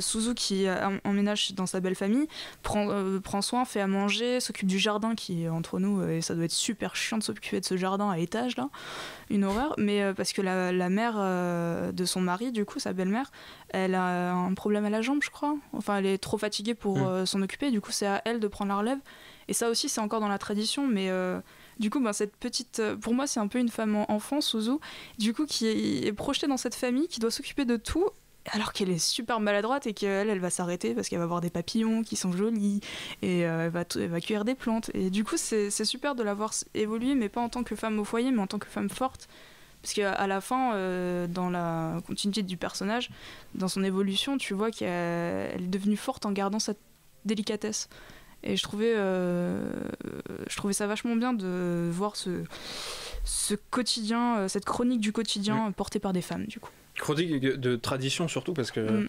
t'apprends plein de choses. On te montre plein de scènes que plein d'autres films d'animation peut-être ne le racontaient pas. Moi ça me faisait penser aussi à... oh là là, comment il s'appelle ? C'est un film de Ghibli aussi, de Takahata, il me semble, La Princesse Kaguya. Tu vois, il y avait cette tradition aussi, mais là c'était plus royal. Ouais. Là ça vient aussi pareil, mais dans une famille un peu plus modeste. Je voulais revenir sur un point mais je sais plus lequel. Ah, ça m'embête. La musique, oui, la musique parce que là ils utilisent une musique un peu plus moderne, donc c'est pas de la musique on va dire à la Joe Hisaishi, c'est plus voilà, une chanteuse qui fait la bande son. C'est pas mal, c'est pas mal. Ça m'avait pensé un peu ce qu'on avait vu sur Your Name, tu vois. Ah, je l'ai pas vu. Tu l'as pas vu? Non. Ouais, ils utilisaient une musique, enfin une chanteuse, donc pour la musique principale, donc je trouvais ça assez sympa. Donc voilà, un rencontre de ce monde, un film assez fort. Ouais, je suis sortie de la salle, franchement j'étais vraiment contente, alors que je venais de voir quand même la guerre, et je suis sortie de là, j'étais contente, parce qu'au final voilà, malgré la guerre, elle a toujours l'amour de la vie, quoi. C'est un beau film qui m'a fait penser, enfin maintenant j'y pense, tu parlais de manga, moi ça m'avait pensé à un manga qui s'attarde plutôt là sur un petit jeune un petit jeune japonais, d'ailleurs le dessinateur qui raconte sa vie, c'est Vie de Mizuki, il me semble, la vie de Mizuki, qui est en 3 parties, c'est des mangas qui font 400 pages à chaque fois. Et là, ça raconte l'histoire d'un jeune, un petit gars comme ça qui est enrôlé dans l'armée, puisqu'ils sont obligés d'aller là-dedans, et lui, il n'en a rien à foutre, il sait pas ce qu'il fout là, il sait pas se servir d'un fusil, donc ça m'a fait penser à ce gars-là, qui est toujours en vie d'ailleurs, qui a bientôt 100 ans, quoi. Donc voilà, j'aime beaucoup ce manga. On va passer au dernier film avec ton ami Simon Guillaume Canet, donc un film de Christian Carillon, Mon garçon, bande annonce. C'est l'histoire d'un père qui n'a pas été beaucoup là, qui reçoit un jour un coup de fil. On lui dit il faut que tu rentres tout de suite, ton fils a été enlevé. C'est un homme civilisé qui plonge dans des choses terribles qui font qu'il devient un animal. C'est un vrai chien de chasse qui essaye de savoir, de comprendre ce qui s'est passé. Ça faisait très longtemps qu'on parlait de ce projet avec Christian. On a discuté d'un concept fou. Très vite, j'ai eu envie de proposer à Guillaume Canet de se mettre finalement dans la peau du personnage. Je lui ai dit, voilà Guillaume, c'est un mec qui sait rien. Est-ce que tu acceptes de faire un film sans rien savoir? Il m'a dit, si on fait le film de cette manière-là, ça sera sans scénario. Moi, j'avais rien le droit de savoir, je parlais avec personne. Le soir, j'étais dans un hôtel à part, tout seul. Ils étaient entre eux, les techniciens n'avaient pas à me parler. J'arrive devant cette baraque qui est paumée, plein dans la neige. J'approche tout seul, puis là, je vois un mec sortir d'un tas de bois avec une caméra. Puis j'ai toujours la voix de Christian derrière. On monte les escaliers, on est dans le noir. Il y a le cadreur qui est derrière, on sait pas ce qui va se passer. Je suis complètement dans un état que je ne peux pas trouver en tant qu'acteur. Et c'est comme ça tout le temps, quoi. Les surprises que j'ai eues pendant le film, c'était dingue. On a l'impression de vivre complètement la situation. C'est des scènes qui sont fortes. Je m'en remets toujours pas, c'est-à-dire à chaque fois que j'en parle à quelqu'un, j'ai des frissons de repenser à ce que j'ai vécu en fait. En tant qu'acteur, j'ai jamais ressenti ça. Et pour ça, c'était une expérience extraordinaire. Merci Guillaume. Donc il nous parlait de Mon garçon de Christian Carillon. Passionné par son métier, Julien voyage énormément à l'étranger. Ce manque de présence a fait exploser son couple quelques années auparavant. Lors d'une escale en France, il découvre sur son répondeur un message de son ex-femme en larmes. Leur petit garçon de 7 ans a disparu lors d'un bivouac en montagne avec sa classe. Julien se précipite à sa recherche et rien ne pourra l'arrêter. Marie, je sais que tu as envie de parler de ce film. Moi j'ai beaucoup aimé. Je trouve que c'est un thriller qui fonctionne bien. Avec donc le jeu de Guillaume Canet est très bon, je trouve. Et ça marche bien avec celui de Mélanie Laurent. Je déplore un petit peu plus le jeu de Olivier de Benoît et de. Oui, il y a Olivier de Benoît. Il y a ODB dedans, ah ouais. Et en plus, il ressemble vachement à Guillaume Canet, je trouve. Oui, mais je pense d'ailleurs qu'ils l'ont pris pour cette ressemblance. À un moment, il y a un face-à-face entre les deux et c'est vrai que j'ai pensé à ça. Mais il a un rôle assez trouble, du coup, on ne sait pas si ce jeu-là était demandé par le réalisateur ou si c'est lui qui s'est loupé. On se demande, ouais. Et voilà, l'image était très belle, très froide. On était vraiment dans le film. On suit Guillaume Canet tout le long, donc on a un point de vue assez subjectif, donc c'est assez intéressant. Qu'on perd un peu malheureusement sur la fin. Qu'on perd sur la fin, effectivement. Dans une séquence finale. Mais après, ça marche assez bien quand même. C'est assez haletant. La musique, qui est du coup de Laurent Pérez-Delmar, est très bonne. Ouais. On retrouve un peu cette touche qu'il avait sur La Tortue Rouge, mais très influencé quand même par Johan Johansson dans Prisoners. Vraiment beaucoup. Et je pense que le film se veut un peu de la veine là. Le Prisonnier français. Ouais. Ouais, c'est ça. Bon, on est encore loin. Bien. En beaucoup moins bien. Du coup, Guillaume Canet, c'est un peu le... Ah non, mais non, parce qu'il joue... Non, j'allais dire... Comment il s'appelle? Putain, j'oublie. Hugh Jackman. Non. Jake Gyllenhaal, le Jake Gyllenhaal français. Non, là c'est le Hugh Jackman français. Ouais. Ah merde. Ouais, celui qui joue Jake Gyllenhaal, il s'appelle Mohamed Brikat et il a deux phrases dans le film. Il est très bon. Il joue le lieutenant Verrier. Il est très bon. D'accord. Ouais. Si, on est d'accord avec elle. Il était très juste. Mais Guillaume Canet aussi, il est assez exceptionnel, surtout quand il prend un peu sa voix comme ça. Là, ça marche très bien. Il y a des séquences où quand il va brûler le pied d'un mec, ça. Il est vraiment dedans, c'est assez fou. Moi je pense que c'est ta remarque pour l'interview de Rock'n'Roll. Tu lui as demandé quand il faisait des bons films un peu noirs et tout. Il s'est dit bon bah pour Simon je vais faire ça. Ouais, mais là c'est pas lui qui le réalise, tu vois.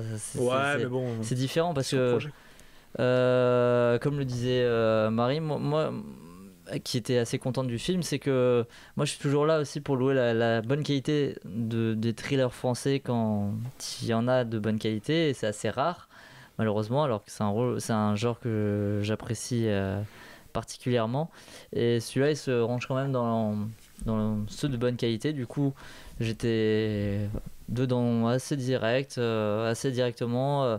Comme tu disais Marie, l'atmosphère et l'ambiance du film marche très bien avec ces montagnes, ces brumes, ce décor désertique. On dirait qu'il n'y a pas grand monde qui habite dans ces montagnes, et ce qui est vrai, mais on dirait qu'il n'y a que ces personnages là et que tout se joue autour d'eux. J'ai malheureusement trouvé que parfois c'était un peu facile. Le film est très court, il dure 1h20. Du coup, pour faire Prisoners, t'es loin, puisqu'il dure 2h20. Prisoners. La mise en scène à l'épaule, bon, c'est facile. Je sais pas. Je sais pas trop quoi en penser. Mais surtout, ce qui m'a manqué, ou je sais pas si ça m'a manqué, c'est que en fait, cet enfant qui est kidnappé, je veux pas spoiler, mais ça a un but, et du coup ce but on nous le cache, on ne le dit pas, ça reste en suspens, et je sais pas si c'est bien joué parce que c'est du hors-champ, tout ça, on se fait l'histoire nous-mêmes, ou si c'est juste non, c'est nul, on se demande pourquoi il a été embarqué. Moi en tout cas, moi c'était mon bémol. Gaël, je crois que tu avais une piste là-dessus. Tu nous as dit que c'était peut-être pour des dons d'organes. Ah oui, j'ai dit ça après, en douce, mais je suis pas du tout sûr. Mais c'est vrai qu'il y a un manque de contexte quand même parfois. Enfin, si c'est pour les raisons de l'enlèvement, même il y a des personnages qu'on perd de vue et on ne sait pas ce qu'ils deviennent. Il y a un manque de contexte, il y a le métier des personnages qu'on ne connaît pas alors que c'est évoqué. Bah après c'est logique du coup par rapport à Guillaume Canet puisqu'on reste autour de lui, mais c'est vrai que le rôle de Guillaume Canet, on parle à un moment de son métier, tout ça, et il est au téléphone et c'est évoqué, ça a l'air important. Moi je me suis imaginé qu'il travaille avec des djihadistes peut-être ou des trucs comme ça parce qu'il travaille dans des pays à risque, mais... En tout cas, je sais que pour préparer son rôle, puisque au contraire, Christian Carillon lui avait donné que le métier de son personnage, et il s'est entraîné en regardant des documentaires sur Veolia, parce qu'il joue un gars qui travaille chez Veolia, et du coup il regardait des documentaires sur des gens qui travaillent chez Veolia pour son rôle, Guillaume Canet. Quelle anecdote. Ouais. Et c'était pas pour le quiz, tu vois, j'avais hésité à la garder pour le quiz. Toi tu fais des transitions, mais... ça y est, on a... Non, moi je sais pas. T'as rien à dire, Gaël? Gaël, qu'as-tu pensé de Mon Garçon, du coup? Donc dans l'ensemble, moi j'ai beaucoup aimé aussi. Ok. J'ai beaucoup aimé, mais le suspense était très bien géré, ça c'était cool. Du coup c'était très divertissant. La lumière était belle, etc. Bon, je trouve que Guillaume Canet n'a jamais été aussi bon. Mais effectivement, je trouve que vraiment des fois c'était facile quand même. Enfin, déjà la structure générale du film est très très facile. Les personnages, encore une fois, même si ce soir ça fait 3 fois que je le dis, je trouve que c'était un peu sexiste. C'est l'homme qui doit sacrifier toute sa vie alors qu'il était hyper indépendant pour prendre toute la violence qu'il y a en lui et pour sauver son enfant alors que la femme a fait que pleurer. Mais c'est vrai, il y a rien dans le synopsis, un message de son ex-femme en larmes, leur petit garçon de 7 ans a disparu. Non, mais c'est ça, mais de toute façon, direct, quand il arrive et qu'il voit Mélanie Laurent qui joue il est là pour la rassurer direct. Il est là, il la prend dans ses bras 2-3 fois dans la scène, quoi. Sur 1h24, sur une scène qui dure 2 minutes. C'est trop dommage parce que je trouve c'est très moderne, etc. Mais d'un coup, il y a ça, je me dis, mais quoi j'ai l'impression qu'il s'est pas rendu compte en le faisant, le réalisateur. Mais je pense qu'il avait envie de faire la quête d'un homme, d'un père. Ça, mais au bout d'un moment, il faut se poser des questions quand on fait un film. Ça s'appelle Mon Garçon, surtout. 2017, mais de toute façon, c'est ça. Et puis, mais si ça s'était appelé Ma Fille, ça aurait été aussi pareil. Non, bien sûr, mais je sais pas, c'est un lien qui est appuyé dans le film, apparemment. Donc, oui, mais enfin, justement, en plus, je trouve que. C'est Mon Garçon. C'est même pas justifié, justement, que ce soit forcément lui, puisqu'il est censé avoir été hyper absent. Donc, j'ai l'impression que c'est juste pour dire, regardez, il a déjà été indépendant, il a eu un métier incroyable. C'est peut-être juste pour ça qu'ils en parlent, pour dire, il a eu un métier incroyable. Mais après, par contre, c'est lui qui va sauver. En gros, la femme, ça rien, elle a pas une vie passionnante et en plus elle sauve pas son enfant. Elle se tape Olivier de Benoît quand même. Du coup elle a pas une vie passionnante. Faut pas oublier qu'avant avant il était magicien, donc il pouvait lui faire des tours, je sais pas, tu vois. Mais là, dans le film en plus il est agaçant. L'autre jour ma femme. C'est vrai, c'était ça.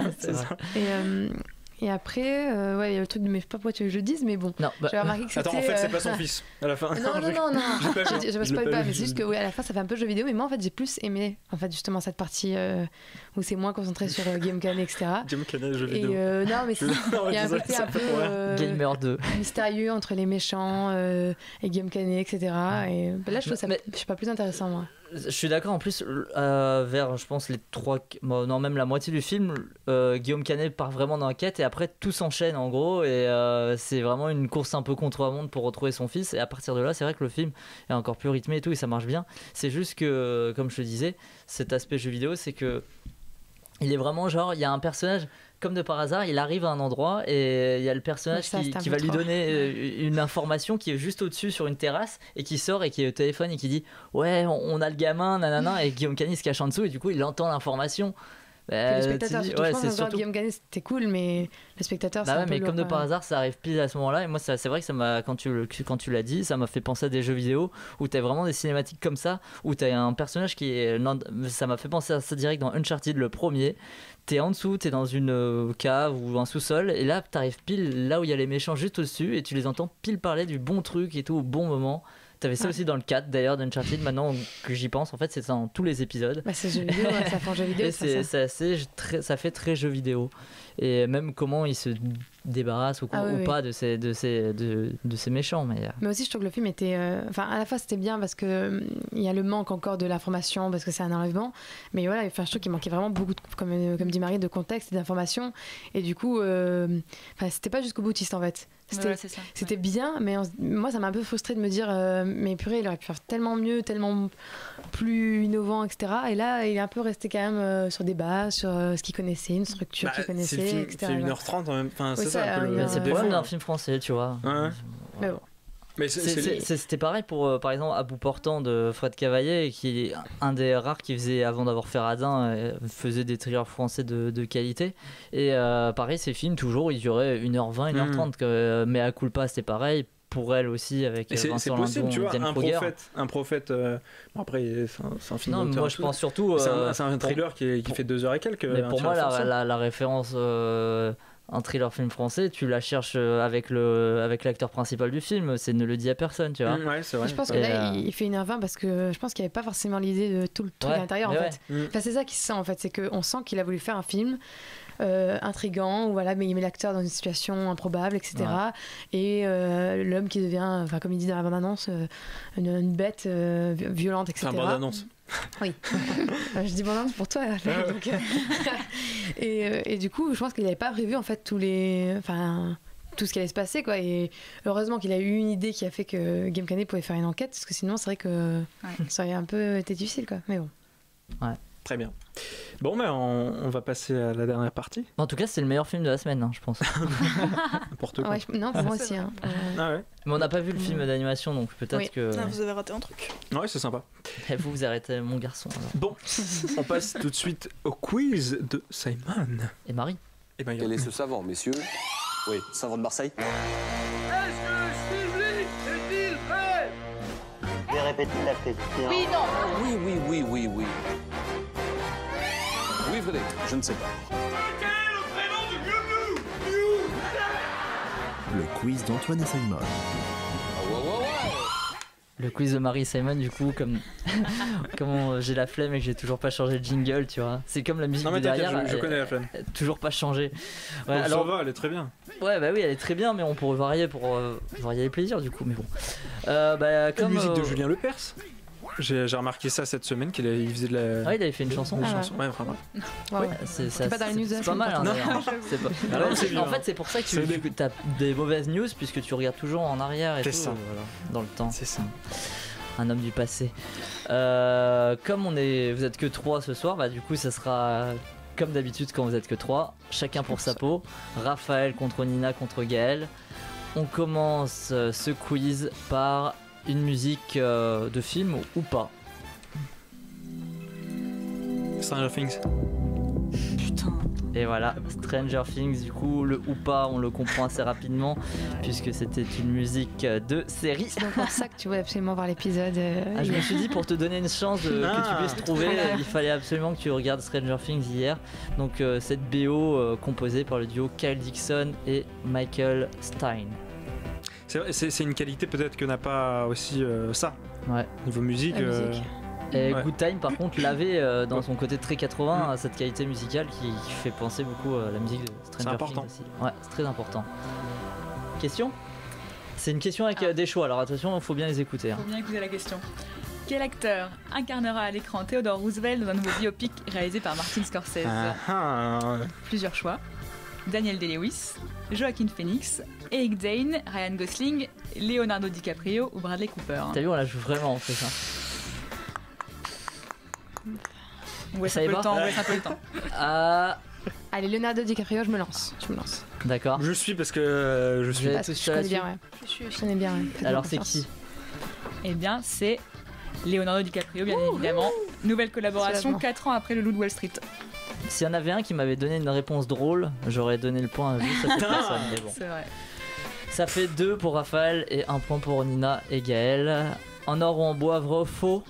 À la base, le manga dans un recoin de ce monde devait être adapté dans un film avec acteurs réels. Vrai ou faux ? T'as vu, on fait des questions sur les films qu'on n'a pas vus. C'est vrai. J'ai pas vu ça. Je dirais faux. Moi je dirais vrai.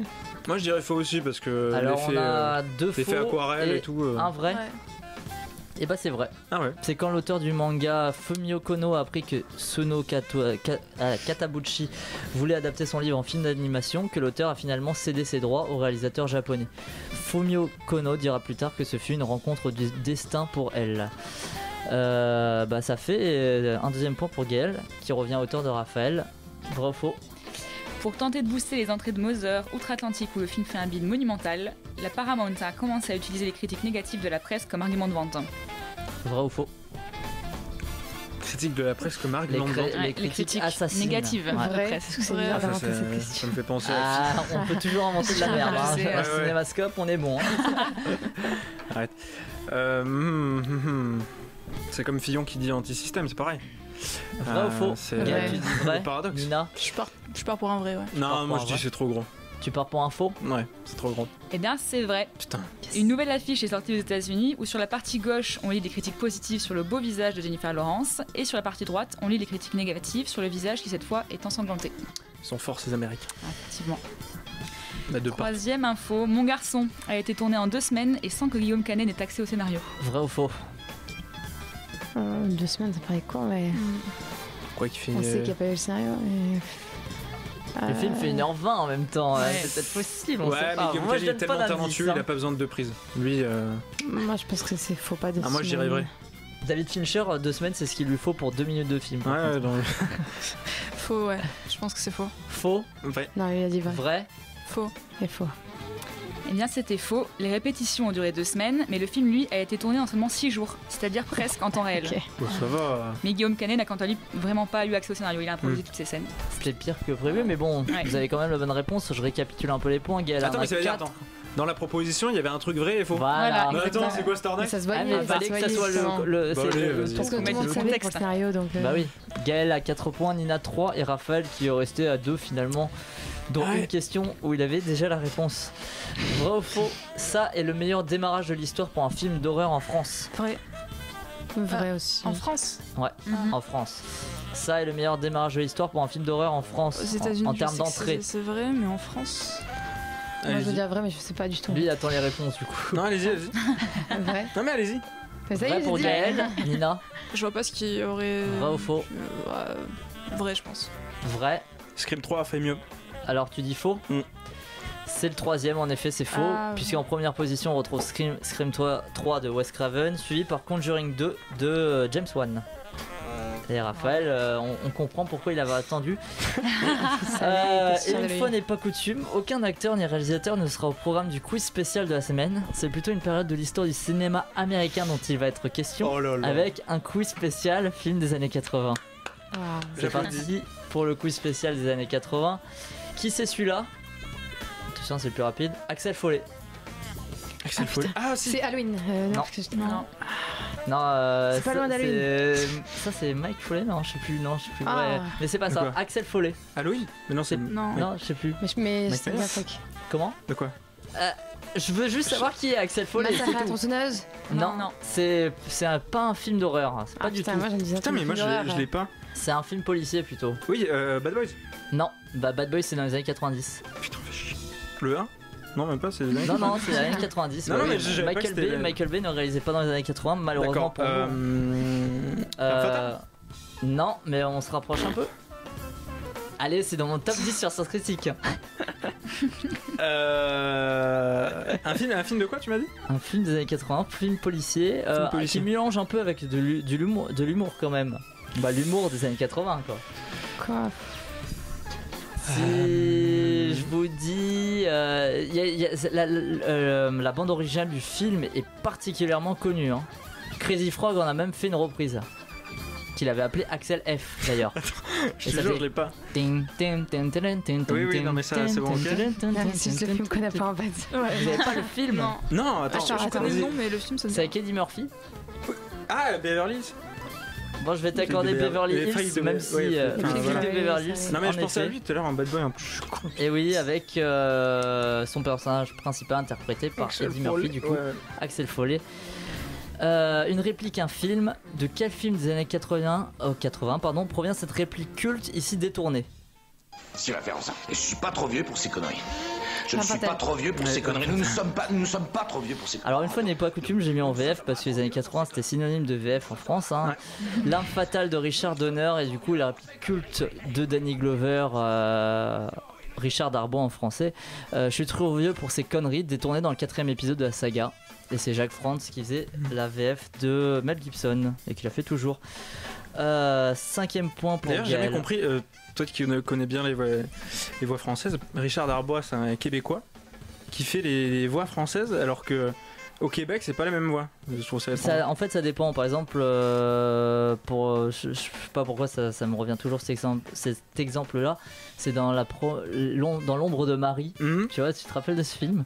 Bah, la voix de Tom Hanks a la même VF en français et au Québec. Voilà. Sur Disney. Il y a certaines VF qui peut-être sont tellement connues du coup qu'au Québec elles sont toujours là. Hein. C'est comme l'inverse, c'est produit cette année avec Valériane où Xavier Dolan faisait la VF française. Merci le Québec. Alors, le feu de la danse. Québec d'ailleurs. Le feu de la danse. Feu de la danse. Qu'est-ce que c'est en français ou en original? Quel est le feu de la danse?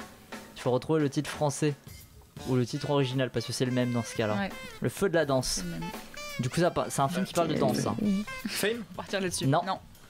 Dirty Dancing? Non. Ah, il vous manque le 3e. Flashdance? Absolument. D'Adrian Lyne. Voilà. Ça fait 4 points pour Raphaël, 4 points pour Nina et 5 points pour Gaël. Attention Gaël, ils reviennent sur toi.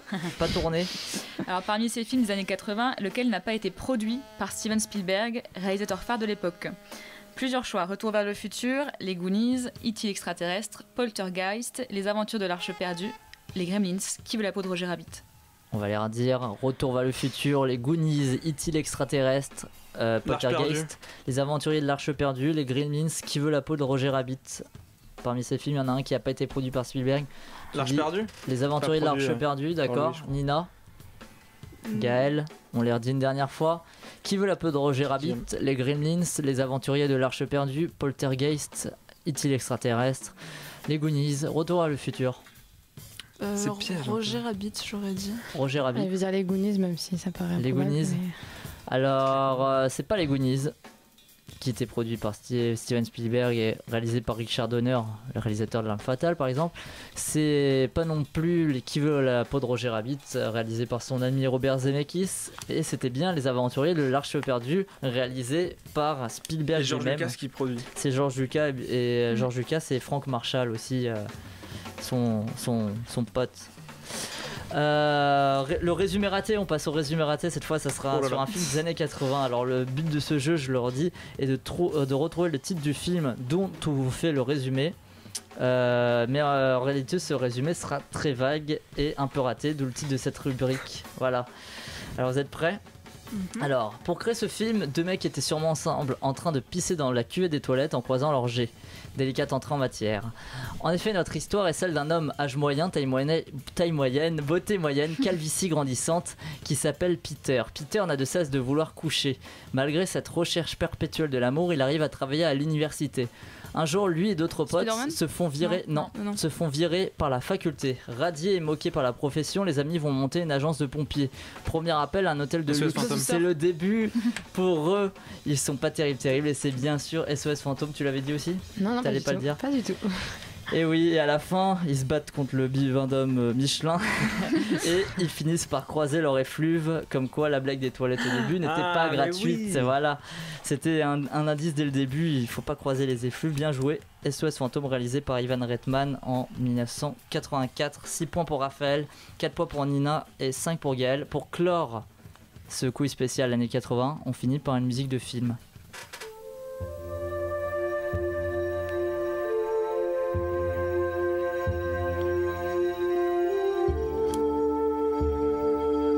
J'en ai mis un dur, mais vous pouvez le retrouver si vous écoutez bien la musique.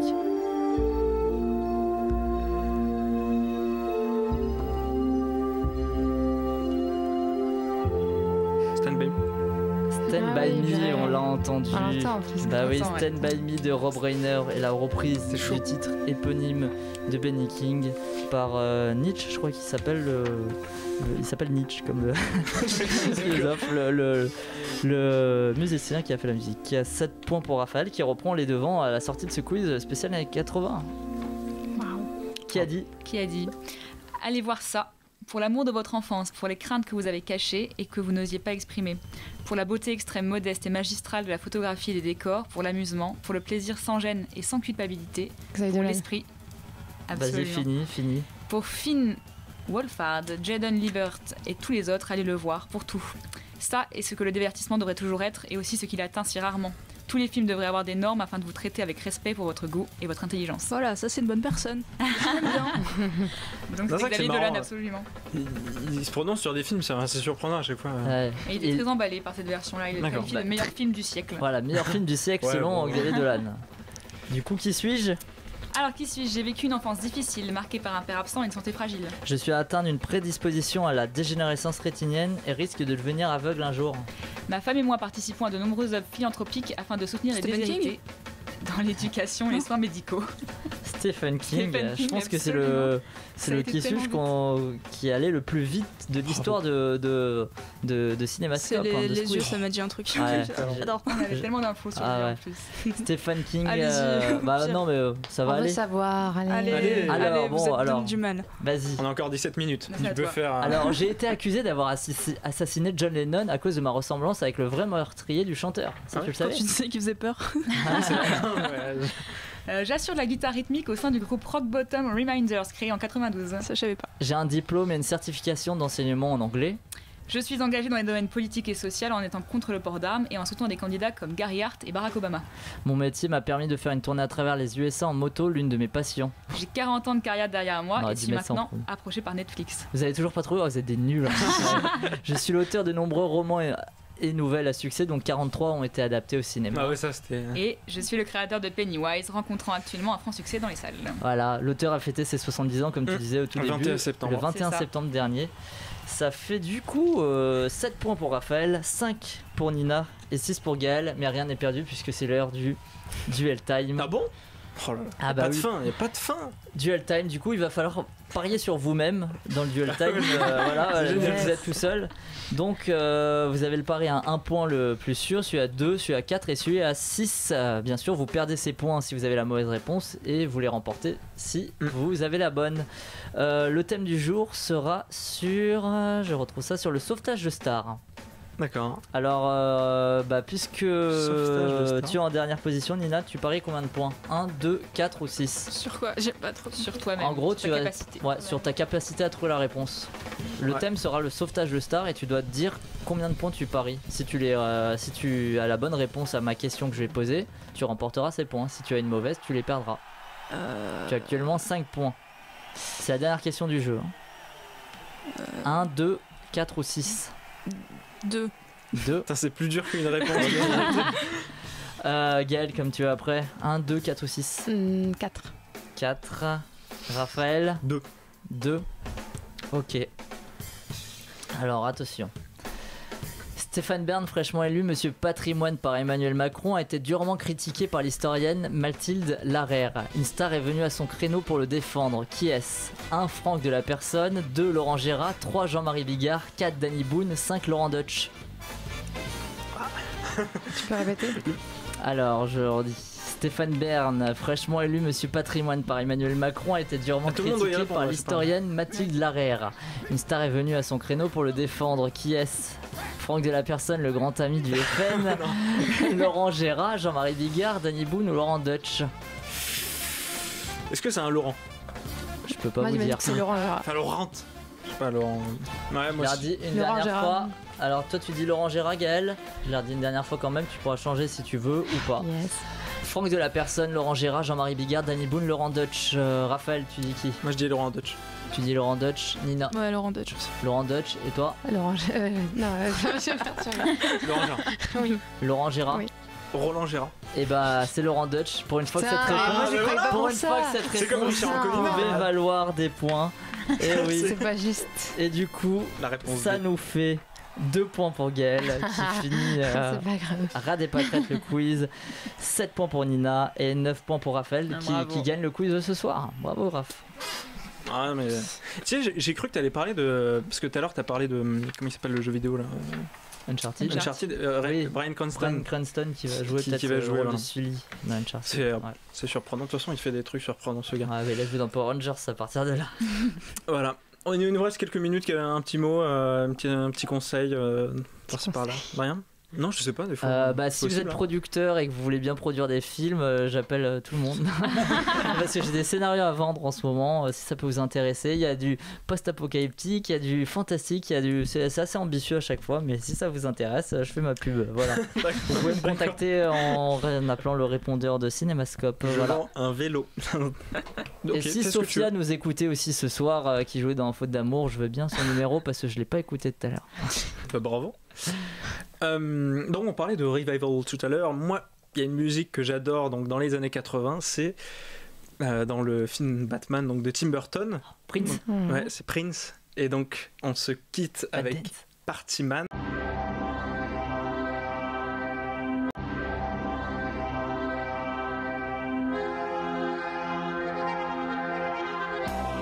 Attention, qui que vous soyez, attention, cette fréquence est exclusivement réservée aux urgences. Sans blague. Et vous croyez que j'appelle pour commander une pizza?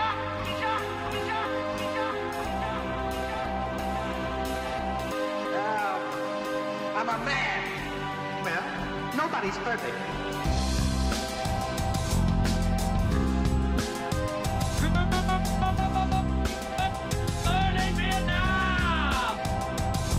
Je veux dire, j'ai l'impression d'aimer moins le cinéma qu'il y a un an. Uniquement parce que j'ai fait un film et que ce film a plu et comme ça, alors je souhaite que mon second déplaise énormément et que ça me donne envie de faire du cinéma de nouveau. D'accord, faisons comme ça. Ravi de t'avoir revu, l'ami.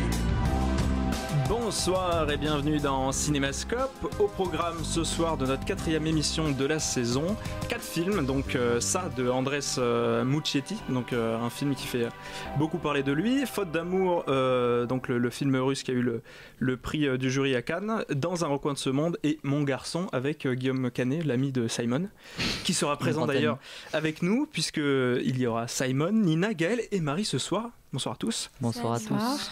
Donc il y aura aussi le quiz bien entendu et une carte blanche sur les revivals des licences au cinéma. On passe tout de suite à la partie news. Jingle.